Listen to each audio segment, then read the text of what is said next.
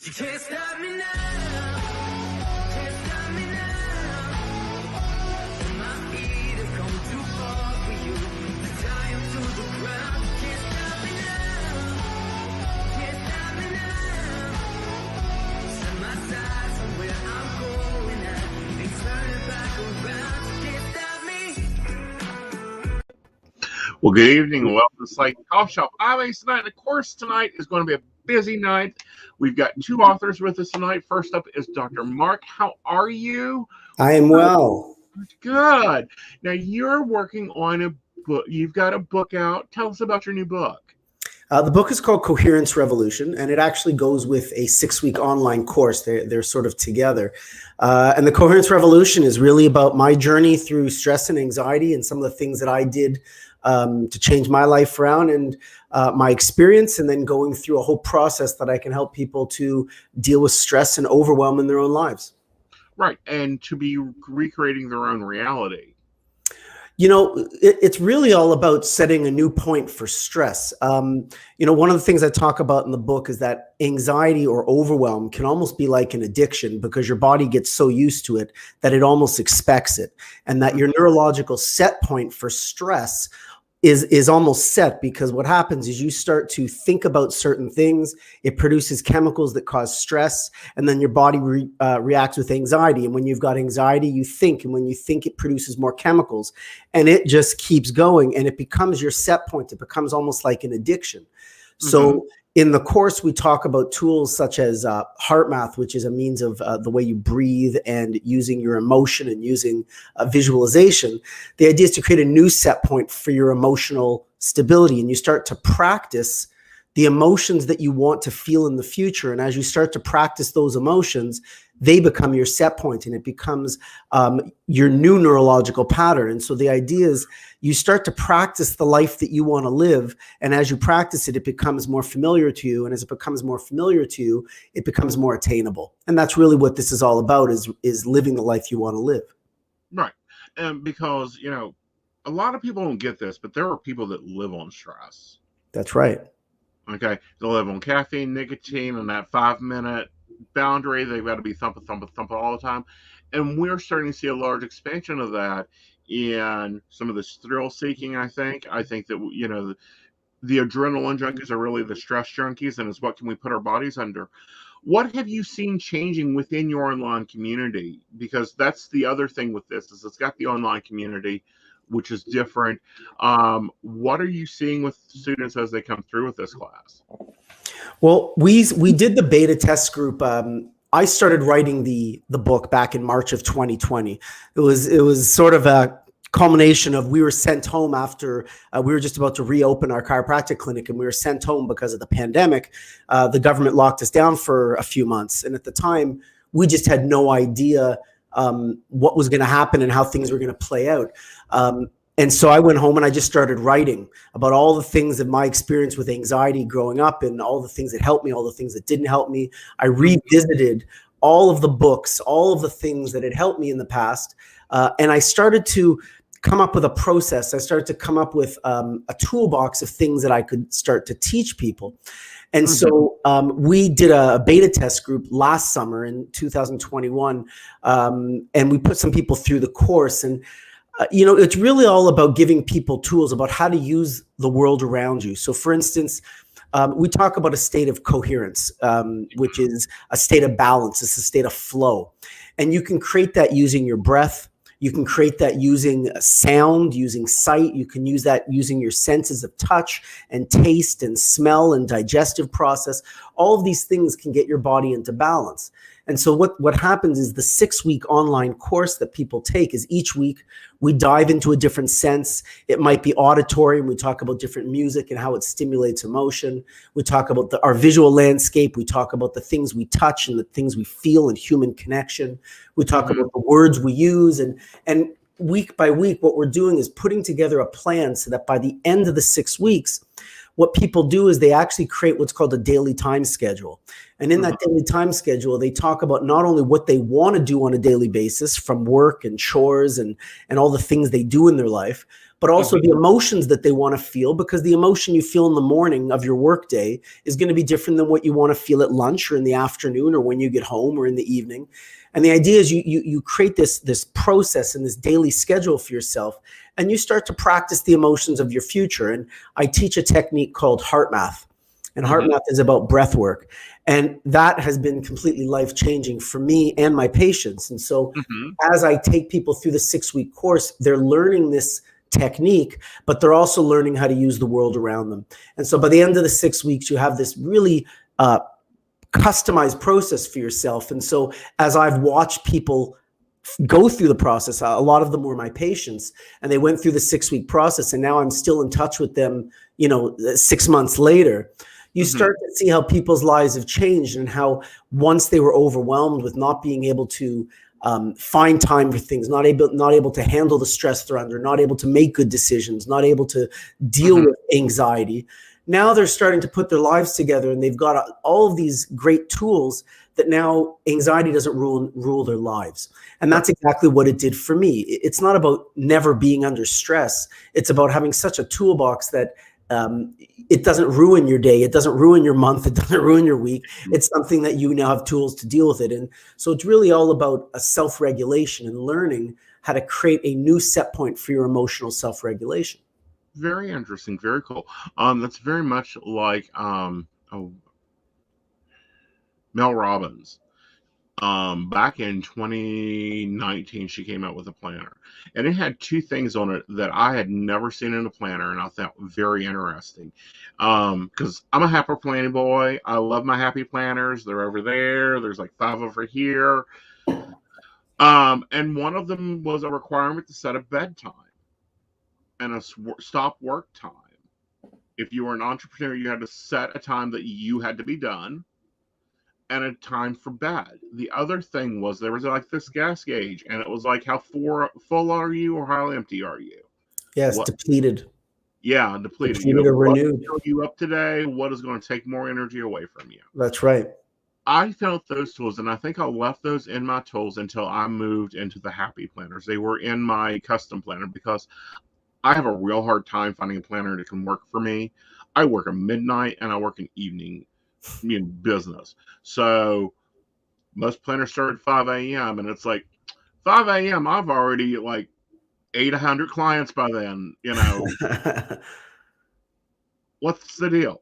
So do you have a planner that goes with this book? Do you prescribe to a certain planner method? Well, I don't know if you've ever heard the Big Rock story. Most people have heard the Big Rock story in some form or another, where a teacher stands in front of the class and fills the jar with big rocks and says, "Who thinks this jar is full?" And everybody puts up their hand.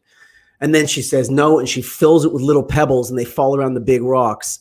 And then she says, "Who thinks it's full?" And then the same thing with sand and eventually water. And by the time she gets to water, now it's full. And she said, "But if we would have put in the water first, there would have been no place for the big rocks." And so when you talk about scheduling, the problem most people have is they don't schedule, and they run around chasing their tail all day, doing all their chores and this and that, and they never get to the things that are important. So ultimately, in my program, by the last week, you have a daily time schedule. And what I mean by that is I give a template in my workbook that I give out, and you set the time it starts in the morning and the time it finishes at night. But what I instruct people to do is put everything, every non-negotiable goes in first, whether it's sleep and work time, you put the non-negotiables in. Then you put the things that you are important to you, whether it's social time, whether it's reading, watching a movie, whether it's doing research, whatever the stuff that soothes your soul, that inspires you. The last thing you put in is all the chores and all that, because that will eventually get done. But what we do, scheduling to me is important, but the most important part of it is how are you feeling at those times? So not only do you want to schedule it, you want to put in the type of mood.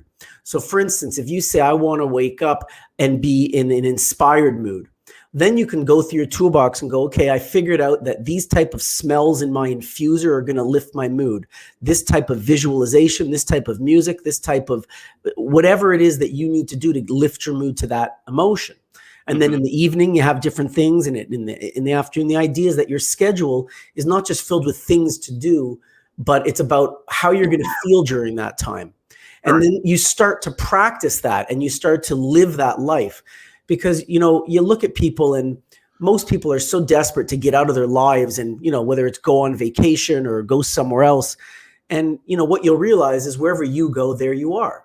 And so if you're stressed out and you visualize yourself, you know, sitting in a hot tub on vacation somewhere, well, you might be in that hot tub stressed out as well if you're not actually learning how to take care of your emotional state. And so the idea is you can start to practice that before you go on vacation. Or, you know, if you want to be out of pain, you're someone who suffers with headaches. Well, the idea is to start to do emotional work so that you start to, you know, fake it till you make it kind of deal. In other words, you start to try to produce the emotions and the feelings that you want to feel. And you start to practice them and you start to visualize them and you start to use meditation. And the idea is that you start to change your patterns so that you can start to get out of your pain habit or your your moods that are your stressed moods that you feel. Right. And a lot of people don't understand that stress feeds into pain. It feeds into anxiety. It also feeds into procrastination terribly. Yes. You know, me and, you know, my co-host here, we have a limit. We get five things that can go on our to-do list for the day. And the rest have to go into a task list to get tackled someday else. Because otherwise, nothing will get done other than either Netflix and chill or YouTube and planner stickers. It's funny, everything you're saying, I've got like a little story for it because before it was the Big Rock story. For what you're talking about is, I don't even remember who told me the story, but it was someone told me that if you underachieve on a daily basis, you will overachieve in life. And it's because if you've got your glass and it's full, there's no room for growth. There's no room to add anything to it. You're always overwhelmed. So I always tell people, look at your list for the day. And if you've got 20 things on that list, take 10% or more and put it somewhere else. And you've given yourself some breathing room for the day. So you're underachieving on a daily basis, but you're not overwhelming yourself so that you'll accomplish more. And I think, you know, I was saying to someone this morning that if you look at 30 years ago, people looked up to the doctor who was out on the golf course on Tuesday in the afternoon, and they'd say, wow, he's done so well for himself, he can take this time off. Well, 30 years later, it's completely different. Now you're looking at that guy as being lazy. And the guy that you're looking up to is the guy that's accomplished more and more and more and has more on their plate and has 4 jobs and is doing everything. That's the person that we're trying to emulate. And so we have just become so stressed and overwhelmed by everything we're taking on in life that we forget to stay in a state of growth and a state of renewal. We're constantly in a state of catching up, right? We're not actually able to relax ourselves. Right.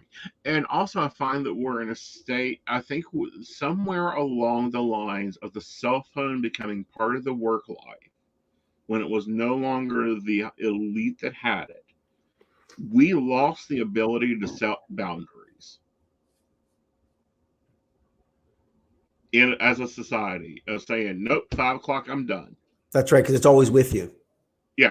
And, you know, the pandemic, I found it interesting that when the pandemic hit, 3 things went back into society in a heartbeat, without a question. And they can say, oh, it was food insecurity or whatever else. Gardening went back to effect. Literally, you could not buy seeds and have them shipped to you because they were sold out for not only the year, but their extra stock that they normally have for like sales and stuff. Home game boards, like playing Sorry and all that, flew off the shelves, which means family time became a more priority. That's right. And then also planner supplies, because people said, hold on, I've got to work from home. What? What do you mean I got to work from home? I have to set my own schedule and figure out, when's the dining room table, my work table, and which, by the way, that's a terrible idea. Never use your dining room table and never use your bedroom for your office. Those Right. two things are terrible for your family and for your relationships. What's your thoughts on that? Well, I believe that you need to move. To me, it's all about movement and motion. If everything is in the same room all the time, you're not moving. You're not. Your energy is stagnant, and you're just there, and you're not able to provide yourself. And I think you're right that you provide yourself different environments, and different environments stimulate you in different ways. And you can get the energy in one room, and just staying there and doing your work there, or sleeping there and eating there. There's no movement, and the energy, from a feng shui point of view, where the energy flows through, everything's just stagnant, and so you're not going to get many good thoughts. You're not going to do your best work. So yeah, I believe that everybody being stuck in the house has caused a lot of overwhelm for people, because they really don't know what their next step should be. And being in one room or one small space, it clogs your thinking. You don't start to have regenerative thoughts. You don't start to have better ideas. And so getting out of the house to go for a walk, I mean, thankfully, that's one of the things I've been really talking to a lot of my patients about, is at least get out of the house for 20 minutes a few times a day and go on a walk. It's good for your brain. Your brain will start to regenerate and heal, and be able to think more clear. Because when you're in the house all day, I was my family and I were under the weather a couple of weeks ago, and we were inside for like 3 days. We didn't even go for a walk. And the first time we went outside, it was literally a breath of fresh air. It just felt like we could think again. It was a whole different energy. And so I think it's been very detrimental as a society to keep everybody tightly knit inside a house. And that's why, then people go to the grocery store, go to the shopping mall, and it's like they've lost all sense of their control, and people are saying and doing things that they normally wouldn't. And so I think, it's worth saying that we don't know what other people are experiencing. We don't know what their experience is at home. And it's a time for some kindness. It's time for maybe to show people a little bit more leeway than normal, because they're overreacting to a lot of things, and not speaking nicely or acting nicely. And a lot of that is just they're being stuck at home, and they're fearful. And there's so much fear, and people like a caged animal, the fear just grows. Right. And then also, I think that, we as a society got out of using parks, got out of there are some, I live in West Virginia, so there are some beautiful parks here. There are some beautiful places. You barely see anybody, which is amazing. And I'm like, okay, we have a population of, we'll go 2-3 million in West Virginia. These places should be filled up. Right. We've got most woods here. Where are the kids? It's the strangest time in my society. I live in now it's more like second generation, so there's kids and stuff, but we never see them. And I'm like, oh my God, when I was like the only kid in this neighborhood and there was a few teenagers down the road, we were all outside. It was All like, the time. get out. I got a clean house, get out. I'm going to watch a TV show, whatever. But I think that, somewhere in the 80s and 90s, we got stuck into the rat race. We got stuck into the must do more, must produce more, must create more, must do more lock in. A lot of people want to blame video games and computers. I call bullshit. We had video games and computers then. What it got into, however, was that workforce drive and we saw it in 1890s too, also right before we started seeing a lot of labor movement going on, demanding, a 40-hour work week and type of things to be a standard. And it's like, we've got to learn to draw boundaries. We've got to learn to draw a new energy for ourselves. I mean, because if we go drudging, and it has been a proven fact, Sylvia Brown was the first person I ever heard talk about this. And y'all guys try this. Team up with your little colleagues at home or whatever, or team up with your little people at work. and have them all tell someone they're looking amazing. Someone that's normally the mousy, quiet one that really is shy in the office or really shy on Zoom. Tell them they're looking amazing. Everyone, side message them and watch the response and the energy they come into a meeting Right. versus the ones, and then choose the one that's normally the loudmouth, the problematical one that won't shut up talking about what they done last Thursday night. Tell them, oh my God, are you okay? Oh my goodness, you look tired. They will drag their ass into that meeting. Before the end of the meeting, they'll have to sign out. Guaranteed. We talk about in my course about words and how and the way you speak to people. So it's very similar to what you're saying. I actually we give each other permission to say certain things, because what I'm trying to demonstrate is the depletion and the renewal of words and how they sound. So the idea is I put people in these breakout rooms on Zoom, and you're given permission to literally stare into the screen, and whoever it is that's there, you're just meeting them. There's a list of things that you're going to say to them. The purpose is for them to feel what it's like to hear it, and then what it's like to say it. So you're going to look in the camera and you're going to say, I hate you. And then, whoa, people feel contracted and they don't even know the person, and it feels terrible. And then you look at that same person, you say, I love you. I really appreciate you. And wow, that feels really nice to hear, and it's this recognition of how we interact with each other, how that can deplete us or renew us on a daily basis. Because as you say, if you have someone that's constantly, your boss is constantly saying to you, you know what, you did awesome today. Well, the chance of that person feeling inspired to maybe do better for the business is a lot better than a boss who's only on you about what you're doing wrong. And that's depleting all day. And so if you're in a job that's depleting all day, by the time you go home, now you're going to go and get in a fight with your family. As opposed to if you're being uplifted at work all day, now you go home and you want to cook or engage with them in a different way.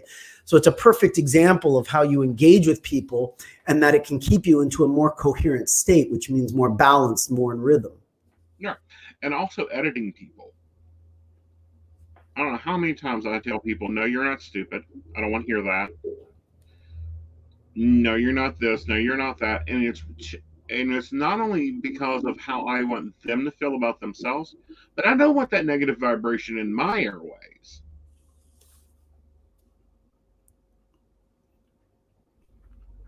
Because it's that continual effect of, well, if you say that you're this, you're going to be this.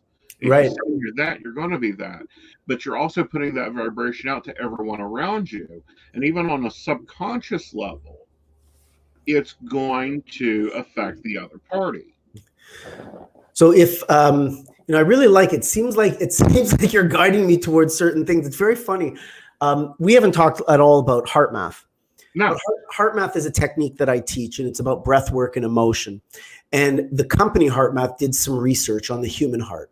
And the human heart is about 40 times stronger than the brain electrically. And so if you can get your heart into a nice rhythm, you can start to get your brain into a good rhythm, and it's called entrainment. You start to entrain your brain to your heart. And when your heart gets into a nice rhythm, it affects the parts of the brain that deal with decisions, pain, stress, immune system, all of that. And so there's a technique that you do where it's called, you get into quick coherence, where you're getting your heart rhythm into a nice flow, and you get into a nice calm state, and it uplifts your emotion.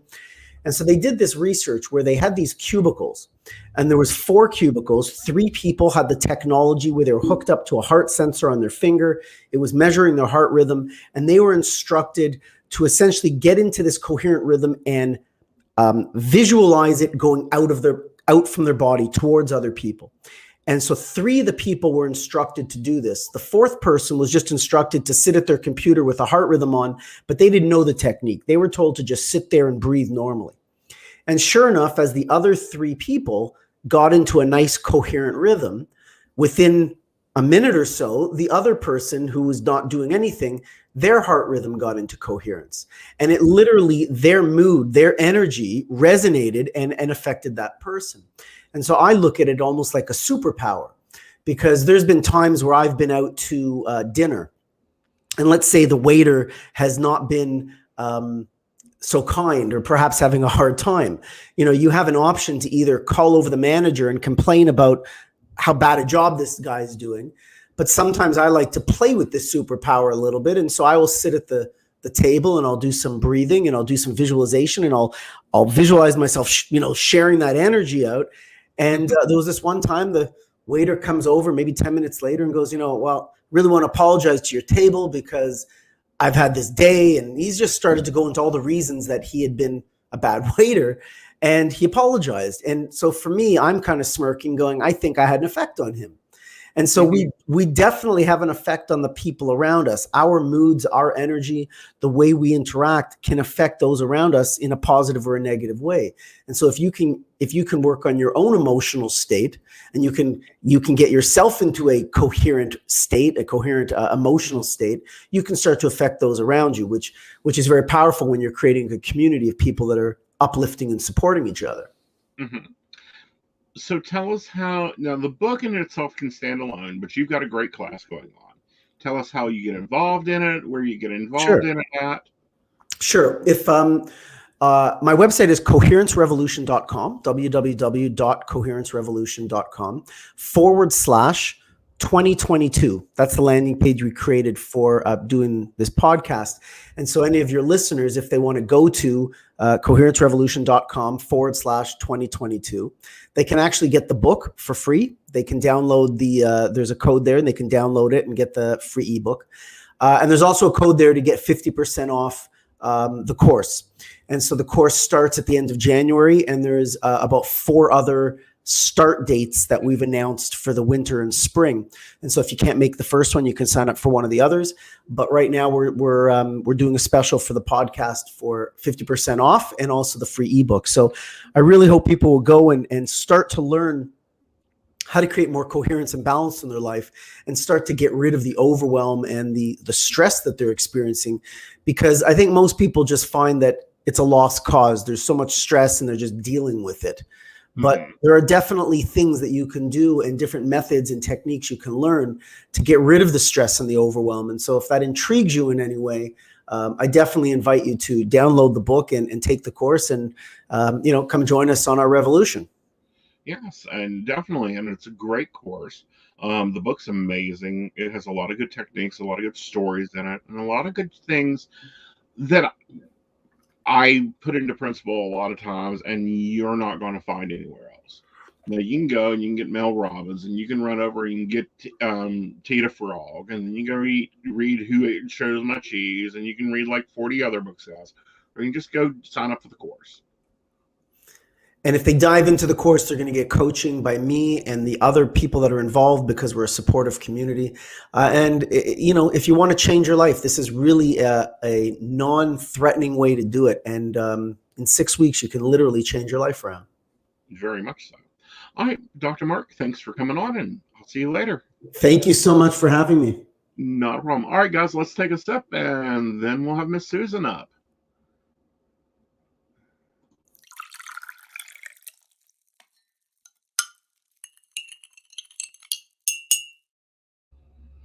Hello, Susan, darling. So glad you can join us tonight. You've been busy since we've seen you last.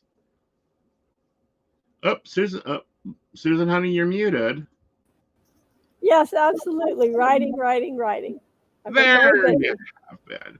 Now you've got your Beatles book is coming out in July. Finally, we've been waiting on this one for a couple of years, guys. She's put some work into it.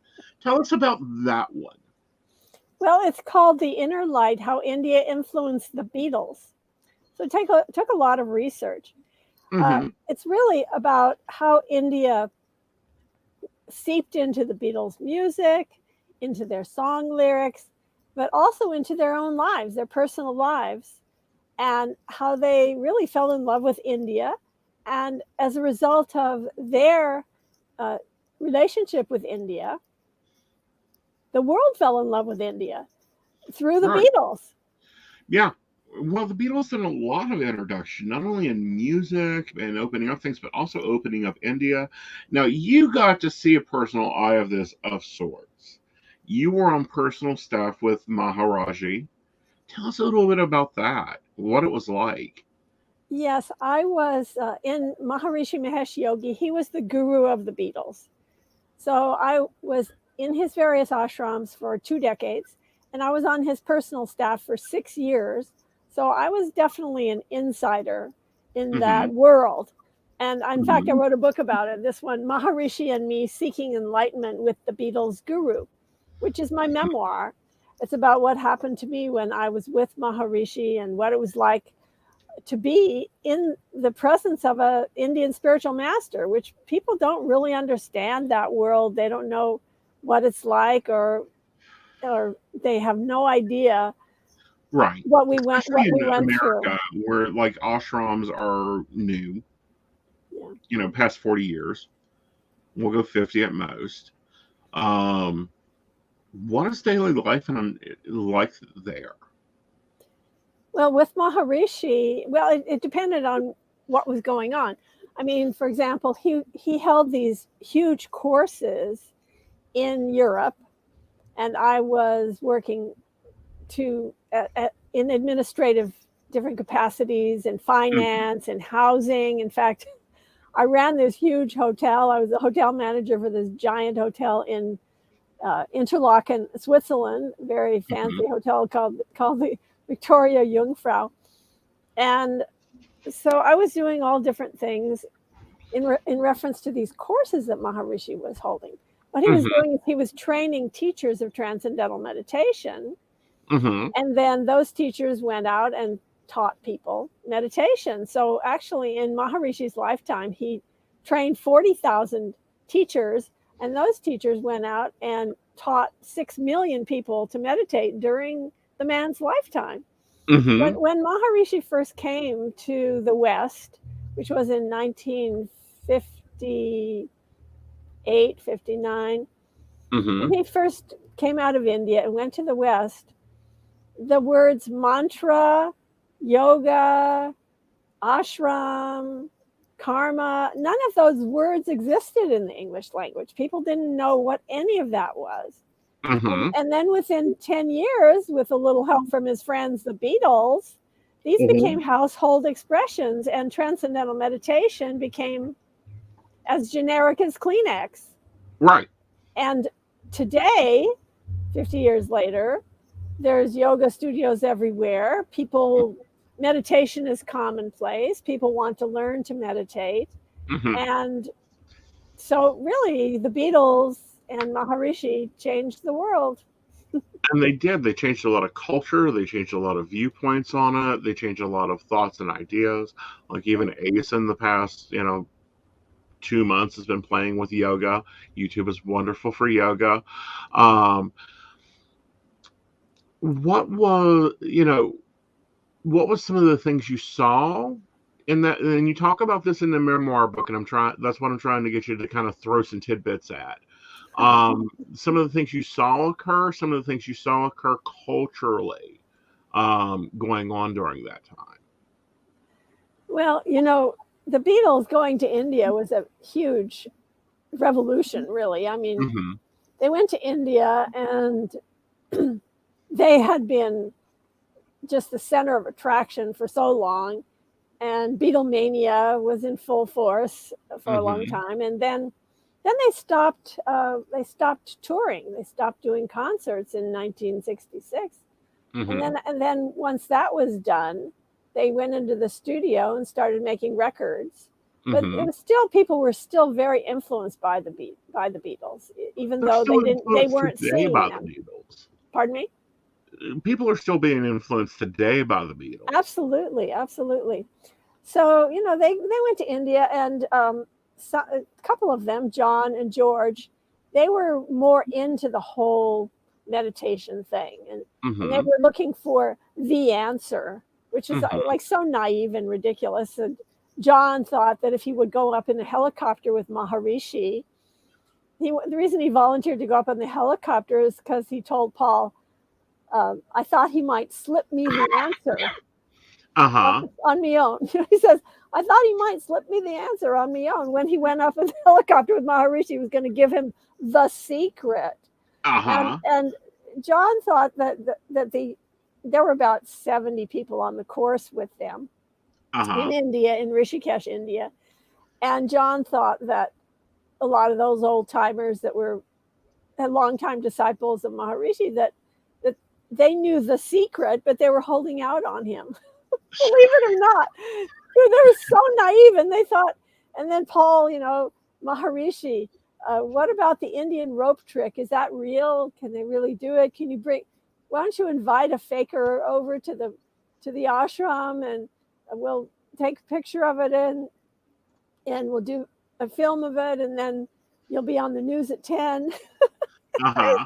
That was really the mindset that they were in. And then, of course, George was also very naive, and he thought that he talked about that he probably, within this short amount of time, he's extended his life by 40 years, and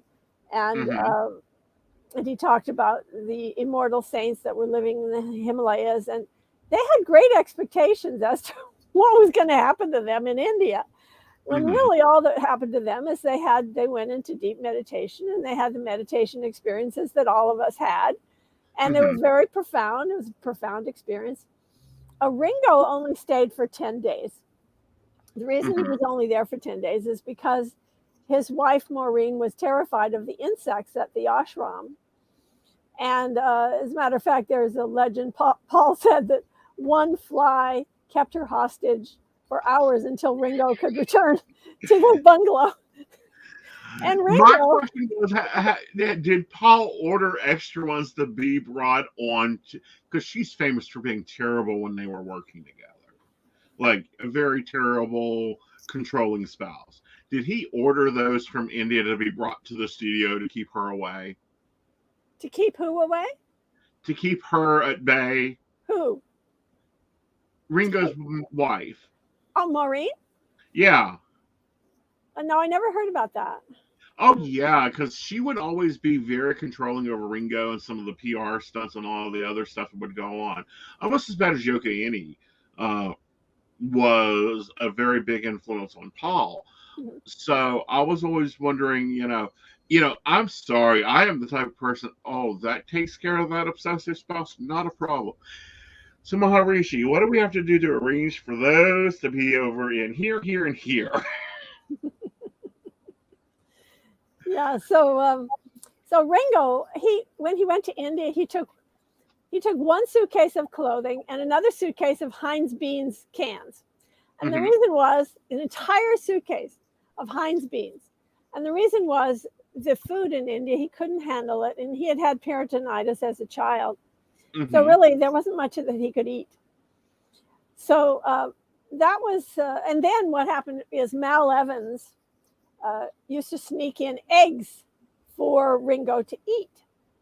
And eggs were forbidden in the ashram. Any meat product whatsoever, except milk. Milk was okay, but eggs were not allowed to be eaten in the ashram. So Mal brought the eggs in, and so Ringo had something to eat, and he thought, things are looking up, something to eat. And then he noticed that the staff who had prepared the eggs for him, that they were burying the eggshells. And so Ringo was a little disillusioned by that. He said, well, can't God see that too? When he found out that it was illegal to have the eggs in the ashram. And some of the Beatles' wives, they would go out to Dehradun, another town nearby, or Rishikesh, to get eggs or to eat meat and so on. So George wrote this song called Dehradun, and that was about people leaving the ashram and going out to go shopping, look for eggs. And when he thought that the real treasure was right there in the ashram. So why would they go out and do that? George was very strict. As a matter of fact, when Paul said, well, let's work on some songs when he was there at the ashram. And then George said, we're not blipping here to play music. We're here to meditate. He was all uptight about it. And George had kind of a holier than thou kind of attitude in a lot of different situations, really. Right. It sounds to me like he had some really solid boundaries about what he wanted out of India. Oh, definitely. So Paul stayed for 5 weeks because the girl that came with him was Jane Asher, and she had to get back for a theatrical commitment at Old Vic, in England. And Maureen and Ringo, the real reason why they left is because they had a 6-month-old baby at home. They had left their 2 children at home, and they couldn't stay for very long, obviously. Right. But George and John stayed on for a couple months. And they even went into the very long meditations where people were meditating up to 20 hours a day, and they got up to like 8 hours a day. They were meditating, and they were staying in their rooms as well and not coming out. And of course, they wrote that famous song, Dear Prudence, about Prudence Farrow, who was there at the ashram. Prudence and her sister Mia Farrow, the famous Golden Globe winning actress, Mia Farrow. So they were at the ashram, and Prudence wouldn't leave her room. She was so enamored with meditation, so serious about it, that she didn't want to come out. And unfortunately, because of her past experience as a teenager with a lot of drugs and mental illness and so on, unfortunately, she had a kind of a psychotic breakdown when she was there in India. So they wrote that song, Dear Prudence. John Lennon wrote it. And the idea was to help her to come out. She wouldn't leave her room, so they were trying to sing to her to help her to come out and play, Dear Prudence, come out and play. Did you see that often? Yes, there were. Well, Maharishi was really into having people meditate for very long periods of time back then. That's really not the case anymore today. But back at that time in the 20th century, we used to meditate for many, many hours. And it was just basically to get people to release a lot of the stress that they had subjected themselves to for a long time. So the idea was to unwind or unstress or let go of these negative toxins in the body and negative emotions and all the things trauma that's stored up. So there was a method behind the madness, but unfortunately it ended up sometimes in pretty madness. But in fact, Prudence, she went through it, but she came out glowing. She came out radiant.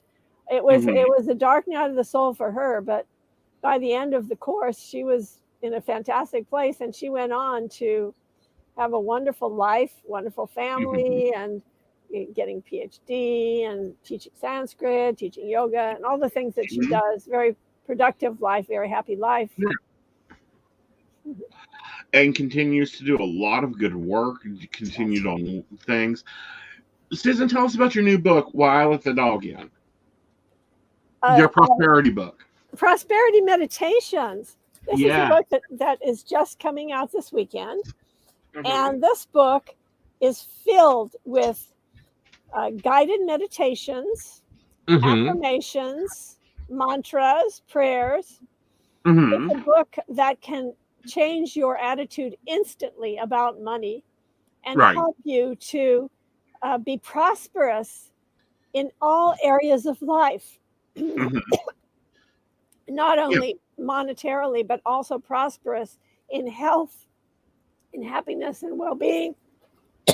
Speaking of health, just take a moment, grab a drink, honey. But you've got a lot of books out. We've had you on for I call it the Red Book, and we've had you on for the Purple Book. You've got the Beatles book coming out this summer, which I'm hoping to have you back on for it when it comes out. What's the Blue Book over there beside the Maharishi book? We haven't. This one is Awaken Your Divine Intuition. Yeah. And that is the manual for helping you to learn how to listen to the still small voice within, that divine intuitive voice, and how to develop the ability to have two-way conversations with spirit, with your higher self, and to be able to be led by spirit in everyday life, if that is your desire. But in any case, to develop your intuition and in a very safe and practical way. It's actually written like a workshop. It's very, very practical book. It's like this step, just this is how you do it. Because it has a process. Now, you came out of the generation before me, where you would go to the ashrams and you would study with masters, or you would go to um, mystics or whatever, and you would live there. I make comments all the time when I'm cleaning house. I need a couple dedicants. Like, I just need a couple dedicants. They could take care of the house. I could teach them how to read cards. Like, I miss this old system. Not the, go show up in a workshop, for a weekend, do the weekend, come back and practice your elbows off, and then go back to another workshop to see if you're ready for the next step.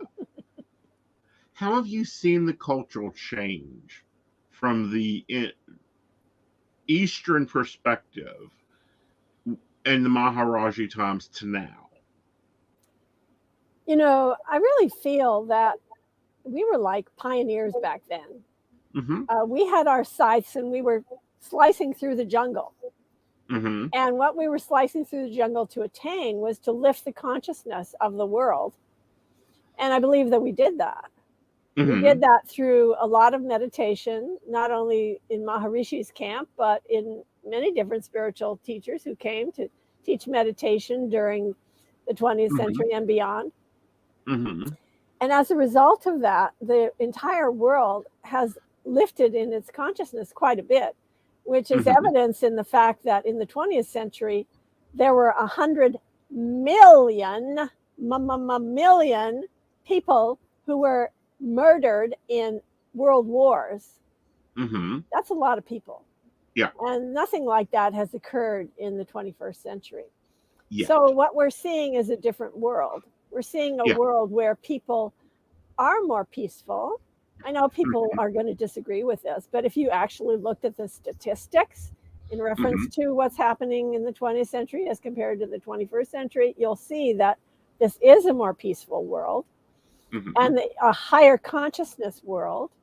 And that now we have yoga and martial arts studios on every corner, and we have meditation pervasive. We have the internet where you can get any kind of esoteric information you could ever dream of getting. You could study the Vedas, you could study this, study that, learn meditation, listen to mantras, chant mantras. I mean, anything and everything is available now. So it's like it's an explosion of knowledge and information, which is fantastic.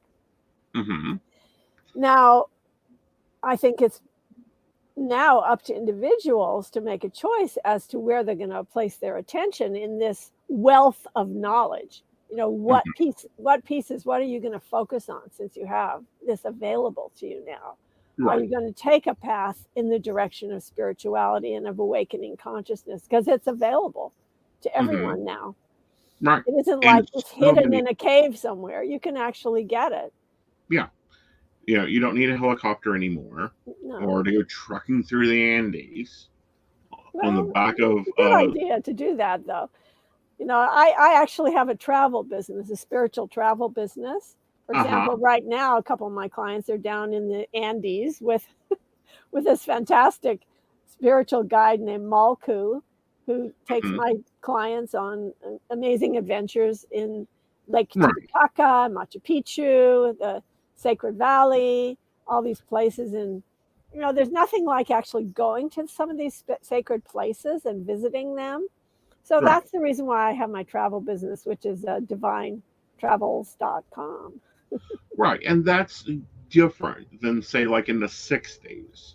Yeah. I mean, there's a guided tour. There is a guide that is trained to do what he needs to do. He knows where to take you. And no, we're not going that way. That way, you should not go that way. Only the brave go that way. As a teacher used to tell me, only the brave go that way, and the stupid. Very brave and the stupid.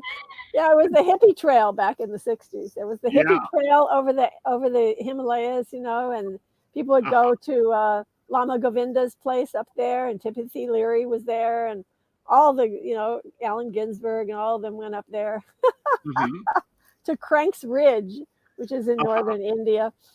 And I talk about that in my latest in your books. Yeah, but those experiences I don't think you'll have anymore. Like if I go on a guided tour, you can go to the place, you can go to the energy, you can learn the techniques, but that explorer part, that finding that path that's now been well traveled isn't there, which is a good thing because there was a lot of people that went to the Andes and didn't come back. And it wasn't because they ascended to the master level either. Yeah. So Yeah, you so have, I spent quite a long time in Rishikesh, actually. I was with Maharishi for 6 months there. That was in 1970. And then I went back several times because I took people on tours to the Kumbh Mela, which is this huge festival in India where thousands of holy men and women are just hanging around in tents, and you just go and talk to them and hang out with them, and you get these incredible spiritual vibrations from them. So this still exists. I mean, oh yeah, and I think that it's still amazing. It's like going to Stonehenge. It's gorgeous to go to Stonehenge, right? right. Now, but I will not go on Midsummer. Forget it. Too many people. You're not going to get the vibration. You're not going to do the energy there. Yeah, I But went to the energy, Avebury actually. Avebury is that's quite an interesting place. I would recommend anyone who's going over to England to visit Avebury. okay. What's about? What's it about? It's just one of those stone circles. It's a Uh-huh. very big stone circle. It's a Mm-hmm. lot bigger than Stonehenge. And Stonehenge, from what I've gathered from about Stonehenge, is it has something to do with graves. It's more like a cemetery. So, Well, it's a something sun that's more temple. celebratory, like Avebury, which is about Right. spirituality, something more uplifting. Right.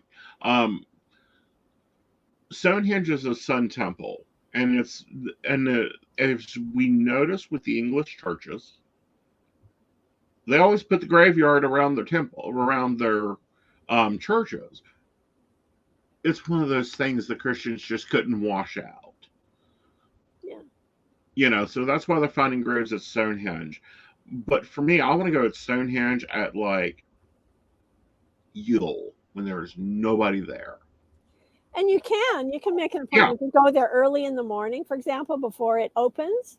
It's Hmm. possible to visit there before it opens. Right. But say like when Gerald Gardner went there, it's not going to be the same energy. Yeah. Yeah. It's like you can go back to a lot of the ashrams that you had with, a lot of these great masters, and their energy may still be there. But someone new to that is not going to get that same value, do you think? It's interesting that you mentioned that because I went to the ashram of Neem Karoli Baba, which Hmm. Richard Alpert, who later became Ram Dass, he wrote the book Be Here Now. Hmm. His guru is Neem Karoli Baba. He was an extraordinary master. And when Uh-huh. I actually just visited the place where they actually had a room where his blankets were, and he always used to wear these plaid blankets around him. Hmm. And all it was a room that had cots and the blankets. And it was the highest vibration. I just could feel this energy from those blankets. It was the Right. highest vibration place I had ever visited in an ashram. It was Right. really interesting. And I'll give it, there is a lot of different energy, a lot of different masters, and a lot of different paths. Um, Give me a moment. Sorry, I'm having to deal with bots. And no, I'm Yeah. not. So, yeah. I've been to a lot of amazing, amazing spiritual vortexes and spiritual places throughout the world because Mhm. of a lot of the reason is because of my travel company. But I think one of the main ones that I think is really powerful that I would recommend that people visit is called Mhm. Vaishno Devi Cave. It's in Jammu, which Okay. is next to Kashmir in Uh-huh. northern India. It's Okay. kind of between East and West Pakistan, Bangladesh and Right. Pakistan. And anyway, very powerful place to visit. You go in this cave, and there's just Uh-huh. this vibration in this cave. It's supposed to be the embodiment of 3 aspects of the Divine Mother. And Ooh, it's interesting. really, really powerful in that cave. I would Mm-hmm. recommend anybody who goes to India to visit Vaishno Devi Cave. And you can go there by helicopter. You don't have to trek miles and miles and miles, which is what most of the pilgrims do, is they walk up the mountain, and they trek and trek and trek. But you can actually go on the helicopter, and then you still have to trek for a couple of kilometers, but it's not Right. It's not from the base of the mountain. So that is quite an experience. Okay. What's the other 4? For what? Other 4 places you can visit that you've visited before. If we were going to do a You'd 5-stop tour. 4 places. Yeah. I would say Karnak in Egypt. Okay. Specifically the Sekhmet temple there. Okay. Sekhmet is the god who's also a cat. Right. Cat god. Yeah. And that's a pretty powerful place. Okay. Where else? I would say Machu Picchu in Peru. Mm-hmm. And just that vibe. That I remember when I first saw it on television. I was like, "Oh my God, I must go to this place." So I've actually arranged for tours for people, and I've been there many times, and I've arranged for tours for people every year since 2004, except for during the pandemic. Right. So that's one place I would recommend, Machu Picchu. And then let's see where else in India. I would say in South India. I would say Kanyakumari, which is at the very tip of South India, where there's a Vivekananda rock and the Kanyakumari temple there in South India, and many places in South India are amazing spiritual vortexes, like Rameshwaram also, which is very near there, very near that southern tip. Rameshwaram is a temple, Lord Shiva temple. Wow. That's an amazing place to visit. Right. So I don't know. Those are some of the places I recommend. Where would you go in Europe? Okay, Europe. Okay. One place. I would say go to the top of the Jungfrau. You take the train up through the Eiger Mountain. The train goes inside of the mountain, and you're traveling in the mountain, and then you go up. You go past. There's a station there, and there's a window that you can look out onto the. You're in the mountains, but you can look out through the window. Then you get up to the top of the Jungfrau, and it's just a glacier up there. But it's a magnificent, magnificent view at the top, and you just take the train up there. It's really, really fantastic. Switzerland is so beautiful, and I lived there for several years. I lived in Switzerland, and we took all the hundreds of people that were on that course where I was the hotel manager in Interlaken, and we took them all up to the top of the mountain to this amazing glacier up there. So yeah, that's quite a place. Okay, what about Africa? Okay, Africa. I talked about Egypt.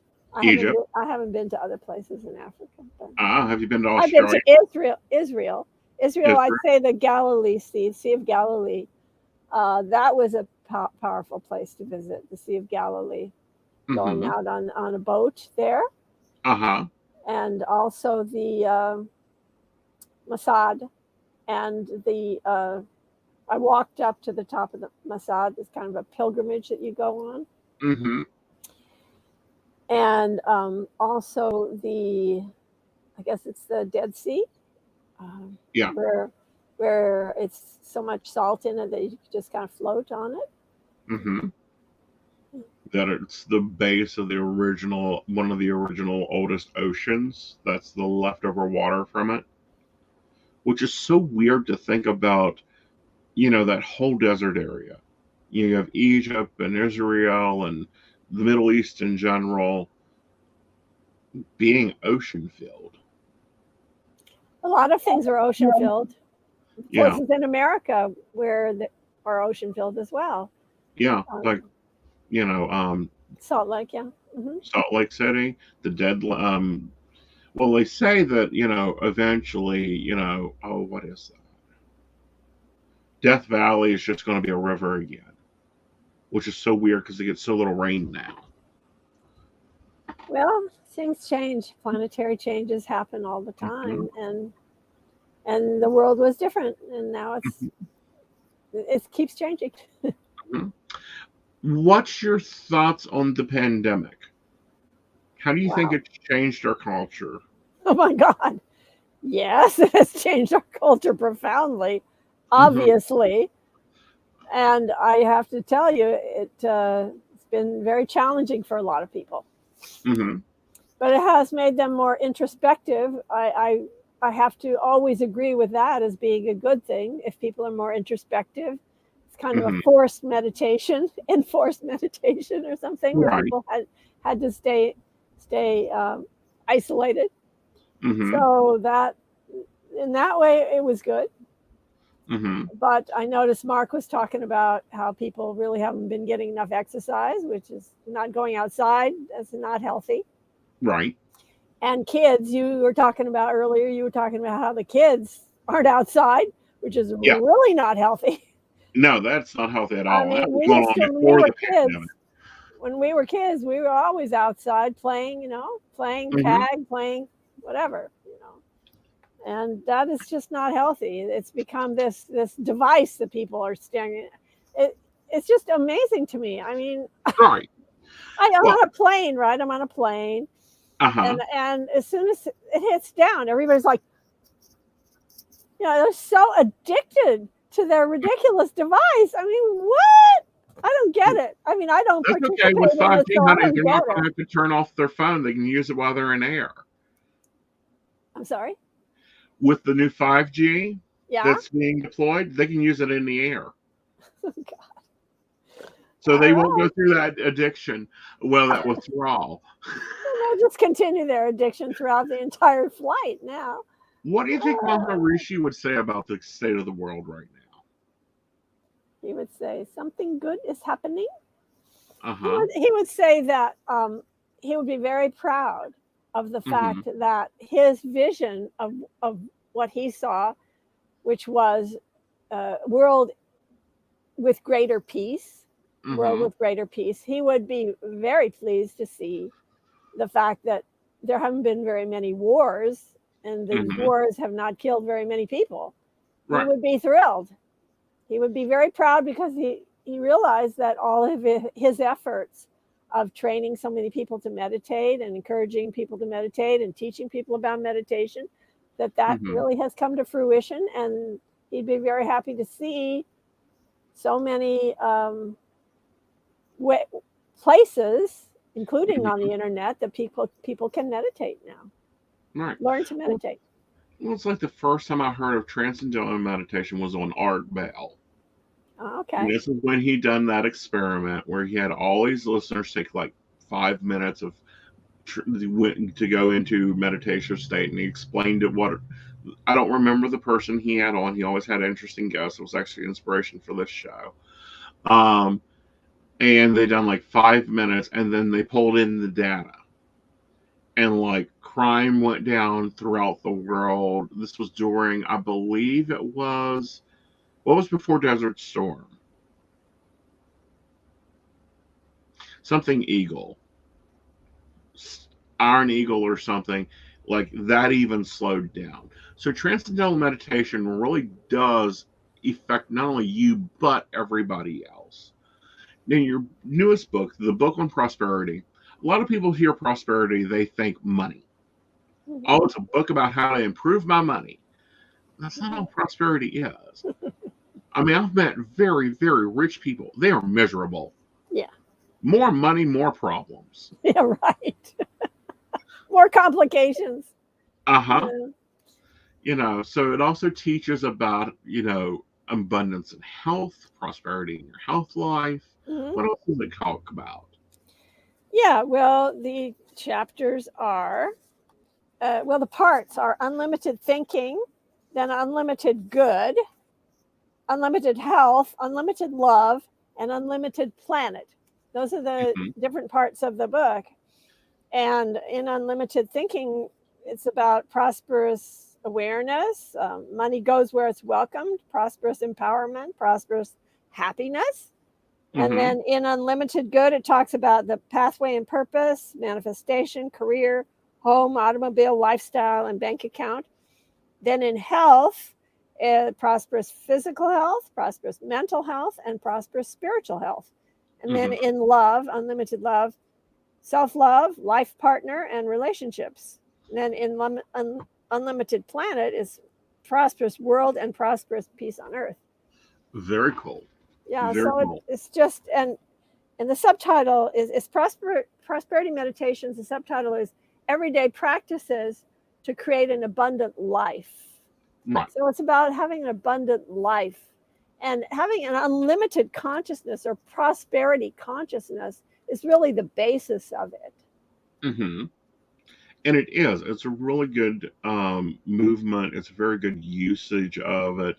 I think it should be put onto index cards. I really do. I think if someone took the book, and we were talking about this before the show, that you really should come out with a deck so that someone just pull a card and work on that area. That's a good on idea. that meditation, which is what I've done with your red book. I actually took index cards and started working on it. Yeah. Now, all these are up on Amazon, right? Pardon me? All these are up on Amazon, Barnes and Noble. Anywhere you buy books. Yeah, wherever you buy books. Go to your local shop, have them order it. If you can. If not, hit the Amazon. Yes, I'm very much an advocate of people buying their books in bookstores.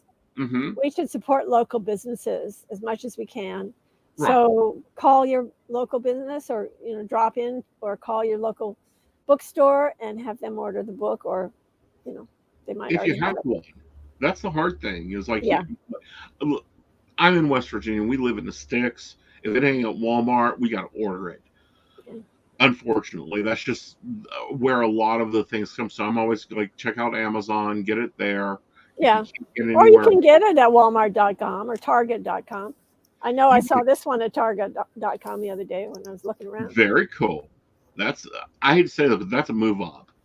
When you hit Target shelves, that's a really good move. I think all my books have been at Target.com one time or another. Really? Yeah. Very cool. So you finished the Beatles book. It's in production. You got to do that, Not quite in production. I was just editing it earlier today. As a matter of fact, still working on editing it. It keeps bouncing back. You turn it in, and then they do the proofing, and then it bounces back, keeps bouncing back to you over and over until you get it all right. Right. You've gone traditional publishing, which is wonderful. Tell us a little bit about that process. Well,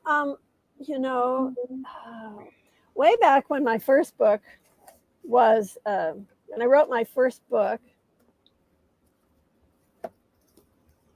when I wrote this book, this is my first book. And then I wanted to get, and this book by the way, wrote itself. It's like Spirit wrote this book through me. And then when I wanted to get it published, I asked Spirit, well, how do I get this published? And they said, Spirit said, well, go to the library and find yourself a literary agent. So I went to the library and I looked through the list of agents, and this one name popped out, and it was Jeff Herman. And he was a business book agent. He didn't even agent spiritual books, but I just had this feeling that he was my agent. So I followed that inner guidance, and then Spirit said, yeah, he's the one. Send your book to him. Send your manuscript. So I did. I sent my manuscript to Jeff, but I didn't have quite enough faith to only send it to Jeff. I sent it to 30 agents. But the very first one to respond was Jeff Herman. And he responded within 2 days of my sending out the proposals. Really? So I signed with him, and then he tried to sell it to some publishers, and he had some rejections. And all of a sudden I got this letter in the mail from the Jeff Herman Literary Agency, and it said, but that was back when we did letters, letters, actual letters. And it said, well, we're very sorry, but we've had a staff shortage in our agency and we can no longer represent you. So I was totally devastated. It's like, oh no, what do I do now? So I went into meditation and Spirit said, no, he's still your agent. Don't try to sign with another agent and don't try to sell your book yourself. So I sent Jeff a letter saying, well, my intuition says you're my agent. and so I sent this letter. And of course, you know, what happens? Well, nothing happens. That's what happens. Get Right. no response. And so then what happened? What happened then? Well, eventually what happened was, I know I sent him another letter saying, you know, I know that you're still my agent. So eventually I get this phone call out of the blue from Jeff Herman. And he said, we're very impressed with your perseverance. We decided to represent you. Come to my office and meet my partner. We're going to handle your book. So I went to the office in downtown Manhattan and all the business books are stacked up on the wall. I'm feeling totally out of place. It turns out his partner comes out to greet me, you know, and his partner, it turns out, is this woman, beautiful woman, long curly hair. And turns out she's a psychic and she gave me a psychic reading. This woman at the business book agency, she gives me a psychic reading. And then they ended up selling my book to Simon & Schuster. Cool. The first time unknown spiritual author who knows nothing about writing, who went to art school. They sold the book to Simon & Schuster because I listened to the inner voice. And that's what I teach people how to do through this book and also through Awaken Your Divine Intuition. Now, that's the book I recommend most from you. And this is really about how to listen to the still small voice within and how to do it very simply. And it's written like a workshop. So it's a great book. And it's step by step and growth and building. Yeah. That one, I think, is your best work when it comes to the field. Well, yeah. So it's really about how to listen to the divine voice, how to do it clearly, and how to tell the difference between that true voice of spirit and other voices in your mind, how to test whether the message you're getting is the real thing. So that's what you want. You want to be able to test it and know that it's true, know that it's real, know that what you're getting isn't just something you made up in your head. It really is a conversation with spirit, because intuition is a teachable, learnable skill. Yeah. Intuition's like playing the piano or any other skill you want to learn. You can learn how to do it, but you need to be patient. You need to practice at it.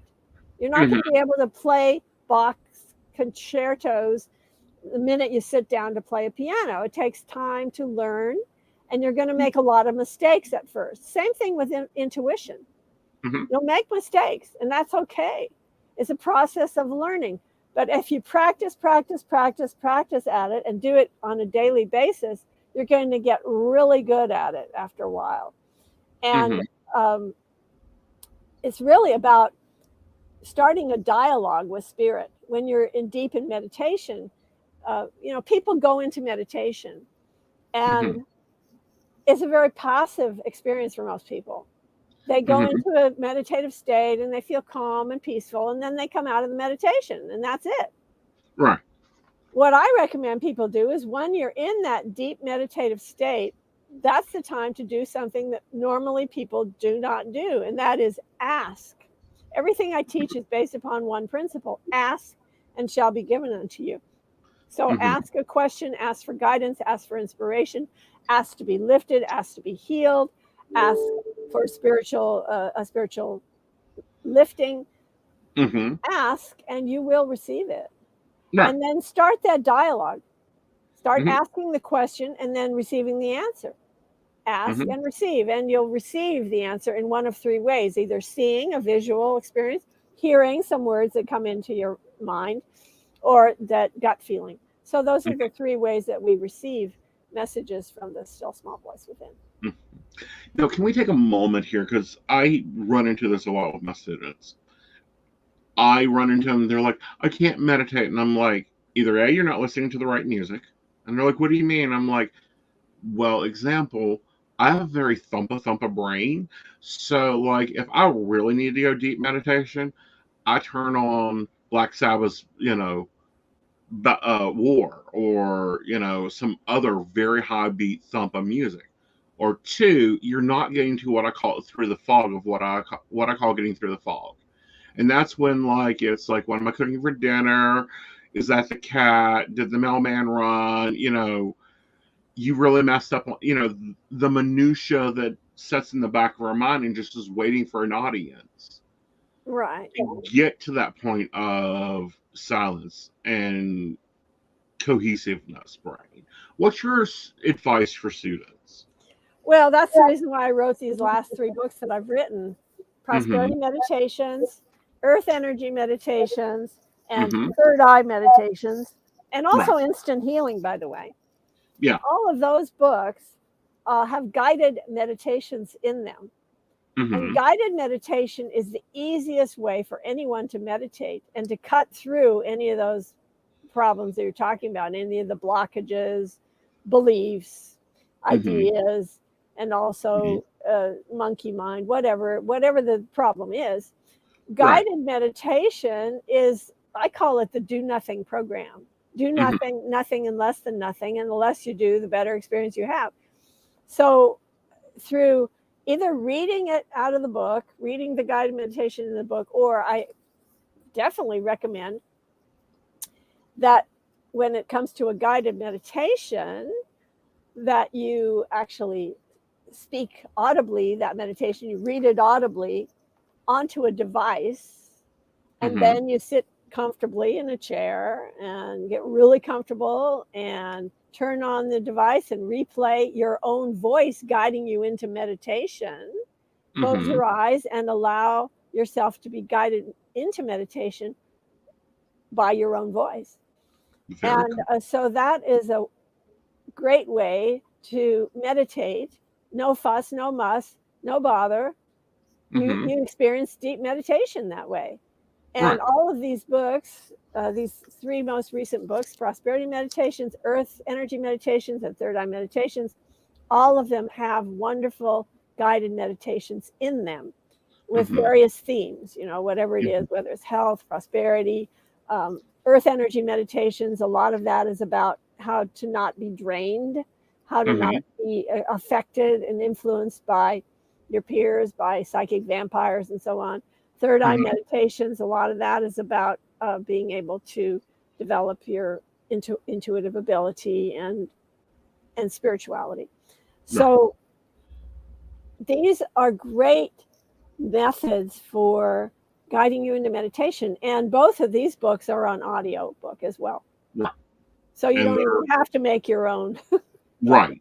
And they do really well. I really like the Third Eye one. That's great for if you're wanting to develop that scrying mind to be able to drop into meditation. And also if you're wanting to be able to go into what is called in the spiritualist community alpha mind. What's it called? Alpha mind. Oh, alpha mind. Yes. Yeah. What's your recommendation for someone new to meditation? How much should they be doing? I mean, 20 hours a day, I don't think that's a good time. No, people don't meditate 20 hours a day anymore. That's what we used to do back in the 1960s, 1970s, when we were cutting through the forest. As I said, we were cutting away, trying to find a pathway whereby people would have higher consciousness planetarily. So we were changing the whole planet. We had to do a lot of this guerrilla warfare kind of thing, but that's not necessary anymore. So I'd say, take 5 minutes to meditate, 10 minutes to meditate, maybe even 20 minutes to meditate. And just actually, you could just take one of my books, open it to any page. Oh, okay. Violet fire affirmation. And then, this is actually an affirmation that you would speak. And then there's a mantra over here on this page. So if you could use this as kind of like a way to be intuitive, and just open the book to a page and then do the meditation that's on the page. Awesome. It's not going to take you more than a few minutes for most of these meditations. No, it doesn't. And it really shouldn't. I'll be honest, it really shouldn't take you more than 15, 20 minutes. No. I recommend twice a day to my students because you need something in the morning to get you moving. You need something at night to quiet that brain down so that you can get enough rest. Because rest is so important when you're trying to improve your energy fields. Yeah. Yeah. Well, Susan, thank you for stopping by and talking about your new book. I cannot wait for you to come back in July when you drop out the book on the Beatles, and we can get into some stories there and some debate on the white suits. And, was that really, why were they doing the white suits? And, the first picture I have of the Beatles, and it's the one that married I think it's Paul. Married the other singer. There was a Japanese singer.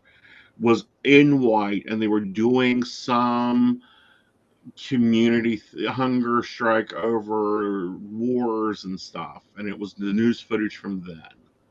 You're talking about John and Yoko? Yes. Yeah. Yeah. Yeah, they did the bed-in. Yeah. Bed-in was interesting. Mm-hmm. They went into a hotel in Amsterdam Hilton, and then they Mm-hmm. went to another hotel up in Toronto or near Toronto. No, it was in the French capital. Where is that? In Paris. Canada. No, Canada. Oh, Canada. Starting with an M, the Montreal. Montreal. Yeah. So they went into the hotel in Montreal, and Kyoko, Yoko's daughter, went in there with them. And they did the bed-in, and then one reporter said, well, what are you trying to accomplish here?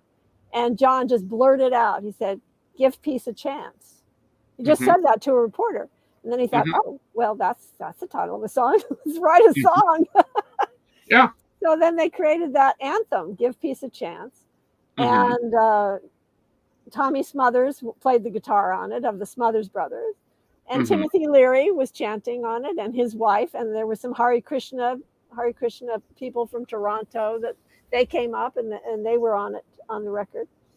So it was a whole kind of publicity stunt. It was purposely publicity for peace on earth. Right. Give peace a chance. Peace. Yeah. Yeah. The bed-in. They called it the bed-in. The bed-in. Yeah. Bed-in. Yeah. Just like a be-in. The bed-in. Do you think that Maharaji gave him the idea? No, I'm sure he didn't. No. And by the way, they were only with Maharishi a few months. They were with him they started meditation August 26th of 1967. And they left his ashram in a huff. John and George left his ashram in a huff on April 10th of 1968. Wow. They didn't stay long. No, they were not with Maharishi very long. George and John both tried to come back, and Maharishi wouldn't have any of it. The story's in my book. Cool. Well, we'll talk about that in July. Absolutely. Awesome. All right, darling. We'll see you later. Well, thanks for inviting me. I really enjoyed talking with you. And I love when you stop by for a cup of coffee, honey. Say again? I said I love when you stop by for a cup of coffee. Great. Yeah. All right, darling. We'll see you later. All righty.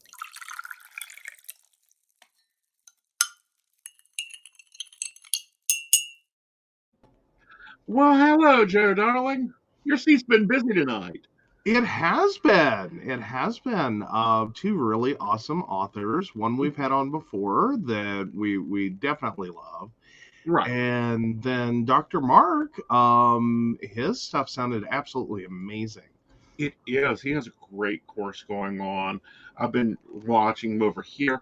Guys, be sure to go to his website. Remember, put 2022 in it. You will get 50% off his course, which is awesome, and a free download. Well, thank you. I try to make great shows. Sometimes, it's been interesting. Sometimes it is. Sometimes it is. Yeah. But yeah. Oh, well, thank you. I'm glad my shirt is cute. Yeah, he had to. What's the word I look for here?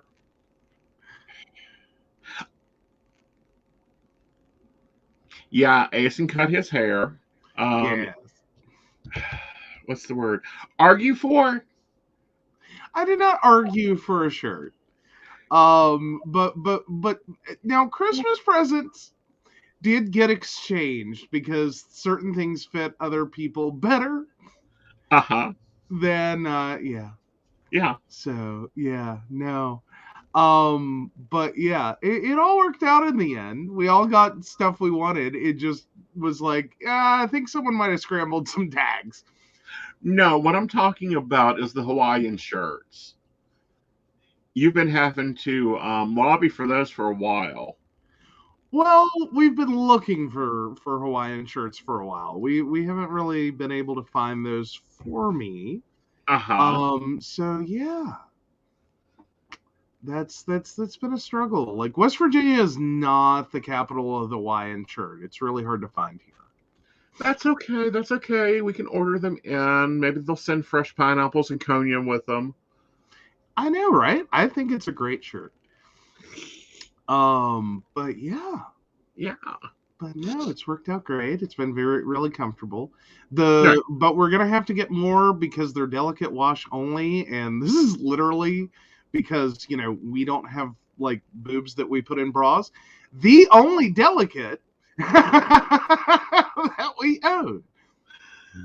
No, there's some other delicates. I just don't wear them. Well, really, what else do we have? Like now we have some dry clean only. No, I have some silk robes I don't wear because they're Oh yeah. delicate wash only, and I'm not going to be holding big rituals, so why put them on? Oh yeah. And I did. I finally shaved. Yes, he I finally finally. shaved. Yeah, I don't know. I woke up the other morning and it was like this has got to go. Mm-hmm. I don't know what it was. It was just like I couldn't do it anymore. It was like the facial hair's got to go. I'm done. I'm tired. Yeah. I can't do it. Yeah. Well, we got to also enjoy a new experience for me. Oh, which new experience is this, dear? You in contacts. Yes, I was in my contacts today. That was and the funny part with that is I thought we had thrown them out. Mm-hmm. Because it's been a couple of years since I got them, and I thankfully use a peroxide system, so they do like store well. Mm-hmm. So they were still doing really well. Kelly, if you can get a date of birth in, I am sure Aeson will be glad to answer that for you once the lawyers are happy. Yeah, so we got to make sure the lawyers are happy. We got to throw that up. We've been forgetting to throw our banners up. Sorry, guys, so that you can get the idea of what we do here. And how it works and what we need and why we need it. Yeah. Yeah. But Well, yeah, no, so yeah, that was an experience. one I enjoyed. You'll be getting contacts here again soon because Oh yeah. Yeah, because we like I recently lost my glasses to the dog. Yeah, your dog chewed up your glasses because you left them on the coffee table. No. See, we're gonna call him your dog, because my glasses got destroyed. So that's how that works. He does something wrong, he becomes yours. That's how that works. Okay. All right. Okay. Oh, ready for Kelly? Sure. Let's go.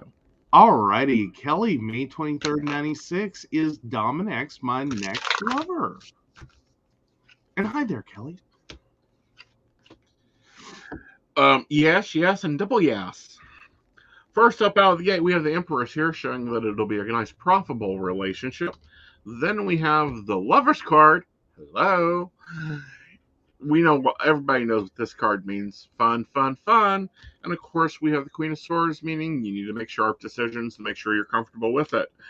So, to answer your question, is your next lover? Yes. If you want to make it long term, leave the past behind you. Oh, so I believe the world was a little shocked. I believe that our generation took another hit. You know, the passing of Bob Saget at age 65. That's a moment. Like before there was YouTube to give you your cat videos, there was Bob Saget. There really was. Yeah. That's a big part of what he did. America's Funniest Home Videos. So many cat videos were included in America's Funniest Videos. Yeah. So yeah, it's very sad. He had a very long, wonderful career. I In don't think 3 different genres. Yeah. Because Yeah. he'd done American Dad. He Full House, Fuller House. Oh yeah. Okay, so he played that role very well, multiple places, multiple times. Right. Yeah. Then he went into America's Home Videos and hosting that, and then he went into game show hosting, and that was kind of cool. But the whole time he was stand-up comedian. Now, American Dad was happy, holy, third grade jokes. Oh yeah. Yeah, no, now I do remember him way back when he was like just doing stand-up. Like and yeah, there's some risque humor there. Like you would be surprised. No, Like he was risque all the way. Like it was a complete 360-degree turn. Well, yeah. It was a lot. It was a lot. For him to move, like it's one of those things. It's sort of like, where do you know Tim Curry from? As in the level of differential of like who is Bob Saget. Right. And yeah, he had a very across the board varied career. Right. A lot of which did focus on like, PG-13, and general audience kind of television. And then some of it is like, oh my God. Yeah. Like if you go if you know him from like Full House, Fuller House, America's Funniest Home Videos, and then you go find his stand-up, be warned. At the Apollo is my favorite one of them. Like it's very different. Yeah. Like it's one of those moments. It's sort of also a lot like the career of like Drew Carey. Right. Like he ended up as host of The Price is Right. Right. And by that point, he really calmed a lot of like his stuff down. But go back. Yeah. Well, I think comedy in itself has calmed itself down. They've had to. In some ways, yeah. And a lot of comedians have just really been going too far. Like we got into this weird thing somewhere after like 2010. Yeah. In comedy, in which everyone just kept trying to go one up. Right. And it was like, no. Pump the brakes. Right. Like it quit being funny, and it's more you're attacking people and no one's laughing with you or at they're you. Laughing at them. Right. And it wasn't cool anymore. Right. Like this isn't how this works. Yeah. So yeah. So we lost American Grandmother, who used to be a sex symbol. Mm-hmm. We lost American Dad, who used to be a raunchy comedian, very raunchy. Mm-hmm. So who's the American mom, and are we wrapping her in bubble wrap? Oh gosh, I don't know. I keep going through this moment of like, who are we left with? Like I think technically, didn't Angela Lansbury just move up to America's like favorite aunt, like always been, but now just like lovable grandmother, like. Well, she'd still have to be an aunt.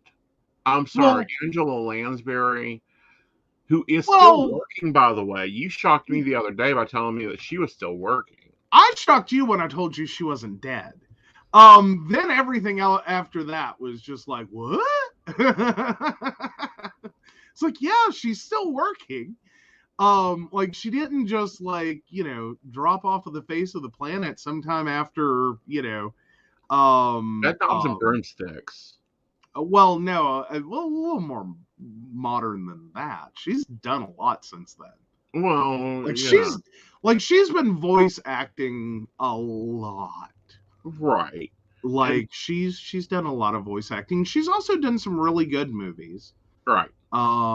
She very much has had an amazing career, which she's another one that, like, yeah, Angela, like, Angela Lansbury as in Murder, She Wrote as Jessica Fletcher is kind of set the back half of her career. Mm-hmm. Well, that's kind of like her third career. Well, yeah, it basically, well, third/fourth, because then there's all the voice acting. Right. But she's also had a stage career. Mm-hmm. But then you go way back, and because it's easy to forget, like she used to be, well, she was a sex symbol. Yeah. Like Cat on a Hot Tin Roof. Uh-huh. Like she basically plays a whore. Mm-hmm. And like no one has any questions as to like her motivations, and like it's a moment, it like if you watch the development of her career, it's like, okay, that's one direction of it. But the first time like you've seen, Angela Lansbury is Jessica Fletcher, and she's been a grandmother in this movie, and she's the voice of the teapot, and she's blah blah blah. And then you just all of a sudden just like plop down and you start watching Cat on a Hot Tin Roof without realizing she's in it. Mm-hmm. There's a moment where you're like, oh, that's the teapot. Like you're just horrified. Mm-hmm. Yeah, Mrs. Potts from Beauty and the Beast. Like, yeah, but it's so weird because there's a moment there where you're like, oh, I cannot believe. But yeah, she was she was a very beautiful woman. Mm-hmm. Not that she's unattractive now. I'm just saying younger Angela Lansbury was gorgeous. Mm-hmm. Like she was absolutely stunning, and of course she has aged, and she has aged well. Mm-hmm. And done very There's well in the her hard career. debate. Naturally aged well, or do you think she's got upkeep? I figure there's some upkeep, but she's kept it graceful. Right. I figure there's some upkeep. There's Mhm. some upkeep. But she hasn't like Joan Rivered the hell out of herself. Where it's like obvious and everyone's like, well, we know this part of you is about 30 years younger than that part of you. Right. Good luck with that. That's like the Joan Rivers to me. Like Joan Rivers never could get her stuff in sync. Mm-hmm. It's like parts of her were like 25, parts of her were like 50, parts of her were 70. It was very confusing. Right. But no, like Angela Lansbury has kept it, like she's kept the worst parts of aging at bay. Mm-hmm. She's moderated it and walked an even line. She has, I'm not, we're assuming right now. I don't know that she has a plastic surgeon, but I'm just saying you might ask her to drop a business card. Or because obviously if she is getting work done, it has been kept very non-aggressive, non-shocking. It blends kind of seamlessly through her career. You don't really notice. Mm-hmm. But then again, you kind of have this moment of like, she's 95. Mm-hmm. She's looking closer to 70. Mm-hmm. She's had to have some work done, like some fillers, some Botox, some things, Right. to slow that progression down. Like, I'll just go out on a limb there. Not that she was ever an unhealthy person. Like, Right. I think that's another big key part of it is she's always, like, if you look back, like she never really gained a lot of weight. She never really she's never drastically changed in any way. Mm-hmm. She's just very slowly, gracefully aged. Right. Like Not that I'm sure she's probably a size or two bigger than she was way back at the beginning of her career. Oh, I doubt that. I mean, because, I figure she's a size or two bigger.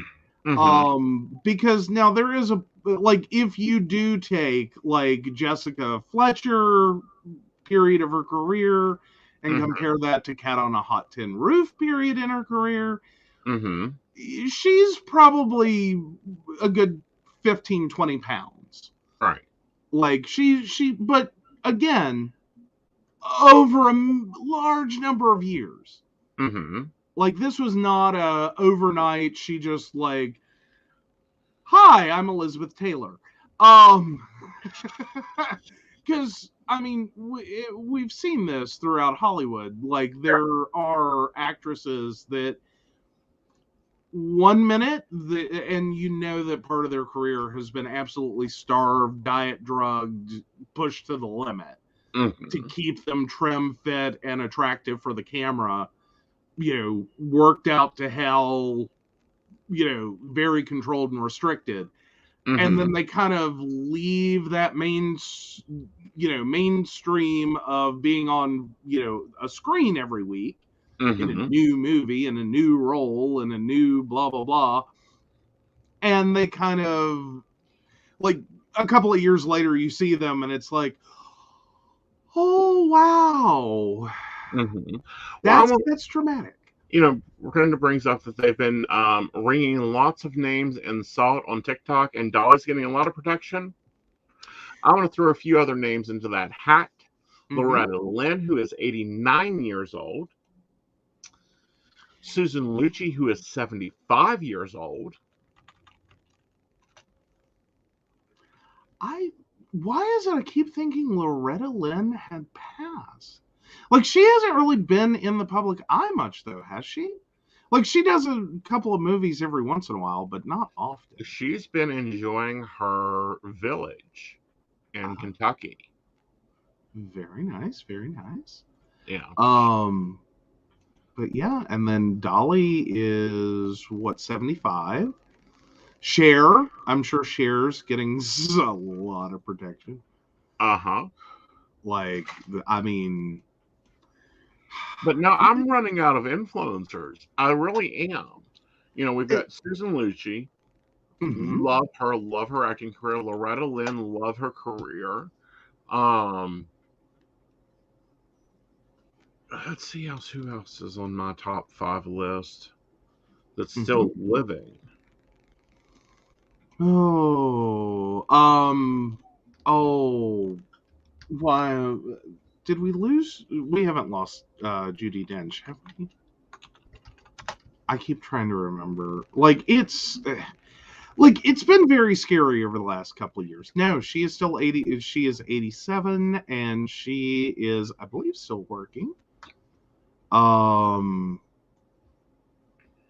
Yeah, she has a movie as recently as last year. Mm-hmm. So yeah, phenomenal actress. Joan Collins. Pardon? Joan Collins. Let's see. Who was a young 88 living in London, England. Well done, well done. Let's see. Her name keeps going in and out of my head. I'm just curious. I think she may have retired at least. Mm-hmm. Because I don't think she's been doing as much. No, she did pop back up for Corella. So, Glenn Close, Mm-hmm. which phenomenal actress. Mm-hmm. Like, God, is like she kills me because she carries so many movies. Right. Like, she can just show up and the movie's gonna be awesome. Mm-hmm. Like, she doesn't and she makes it look like flawless, effortless. Like, she brings it together somehow. Uh-huh. Like, she makes it all work. Right. And then and we also have Meryl Streep. She is 72. What? Yeah, Meryl Streep is 72. I know. No way. She is. Marie Priestley is 72 years old. Wow. Yes. Like, you got to remember that Meryl Streep could have been the lady in King Kong, Yeah. except she was told she was too ugly for the role of. Oh, please. She was. She was. Turned out it was the best thing that could have happened for her career, as it turned out, because it practically destroyed. Oh, Mhm. a feud. American Horror Story. I can't get her name out.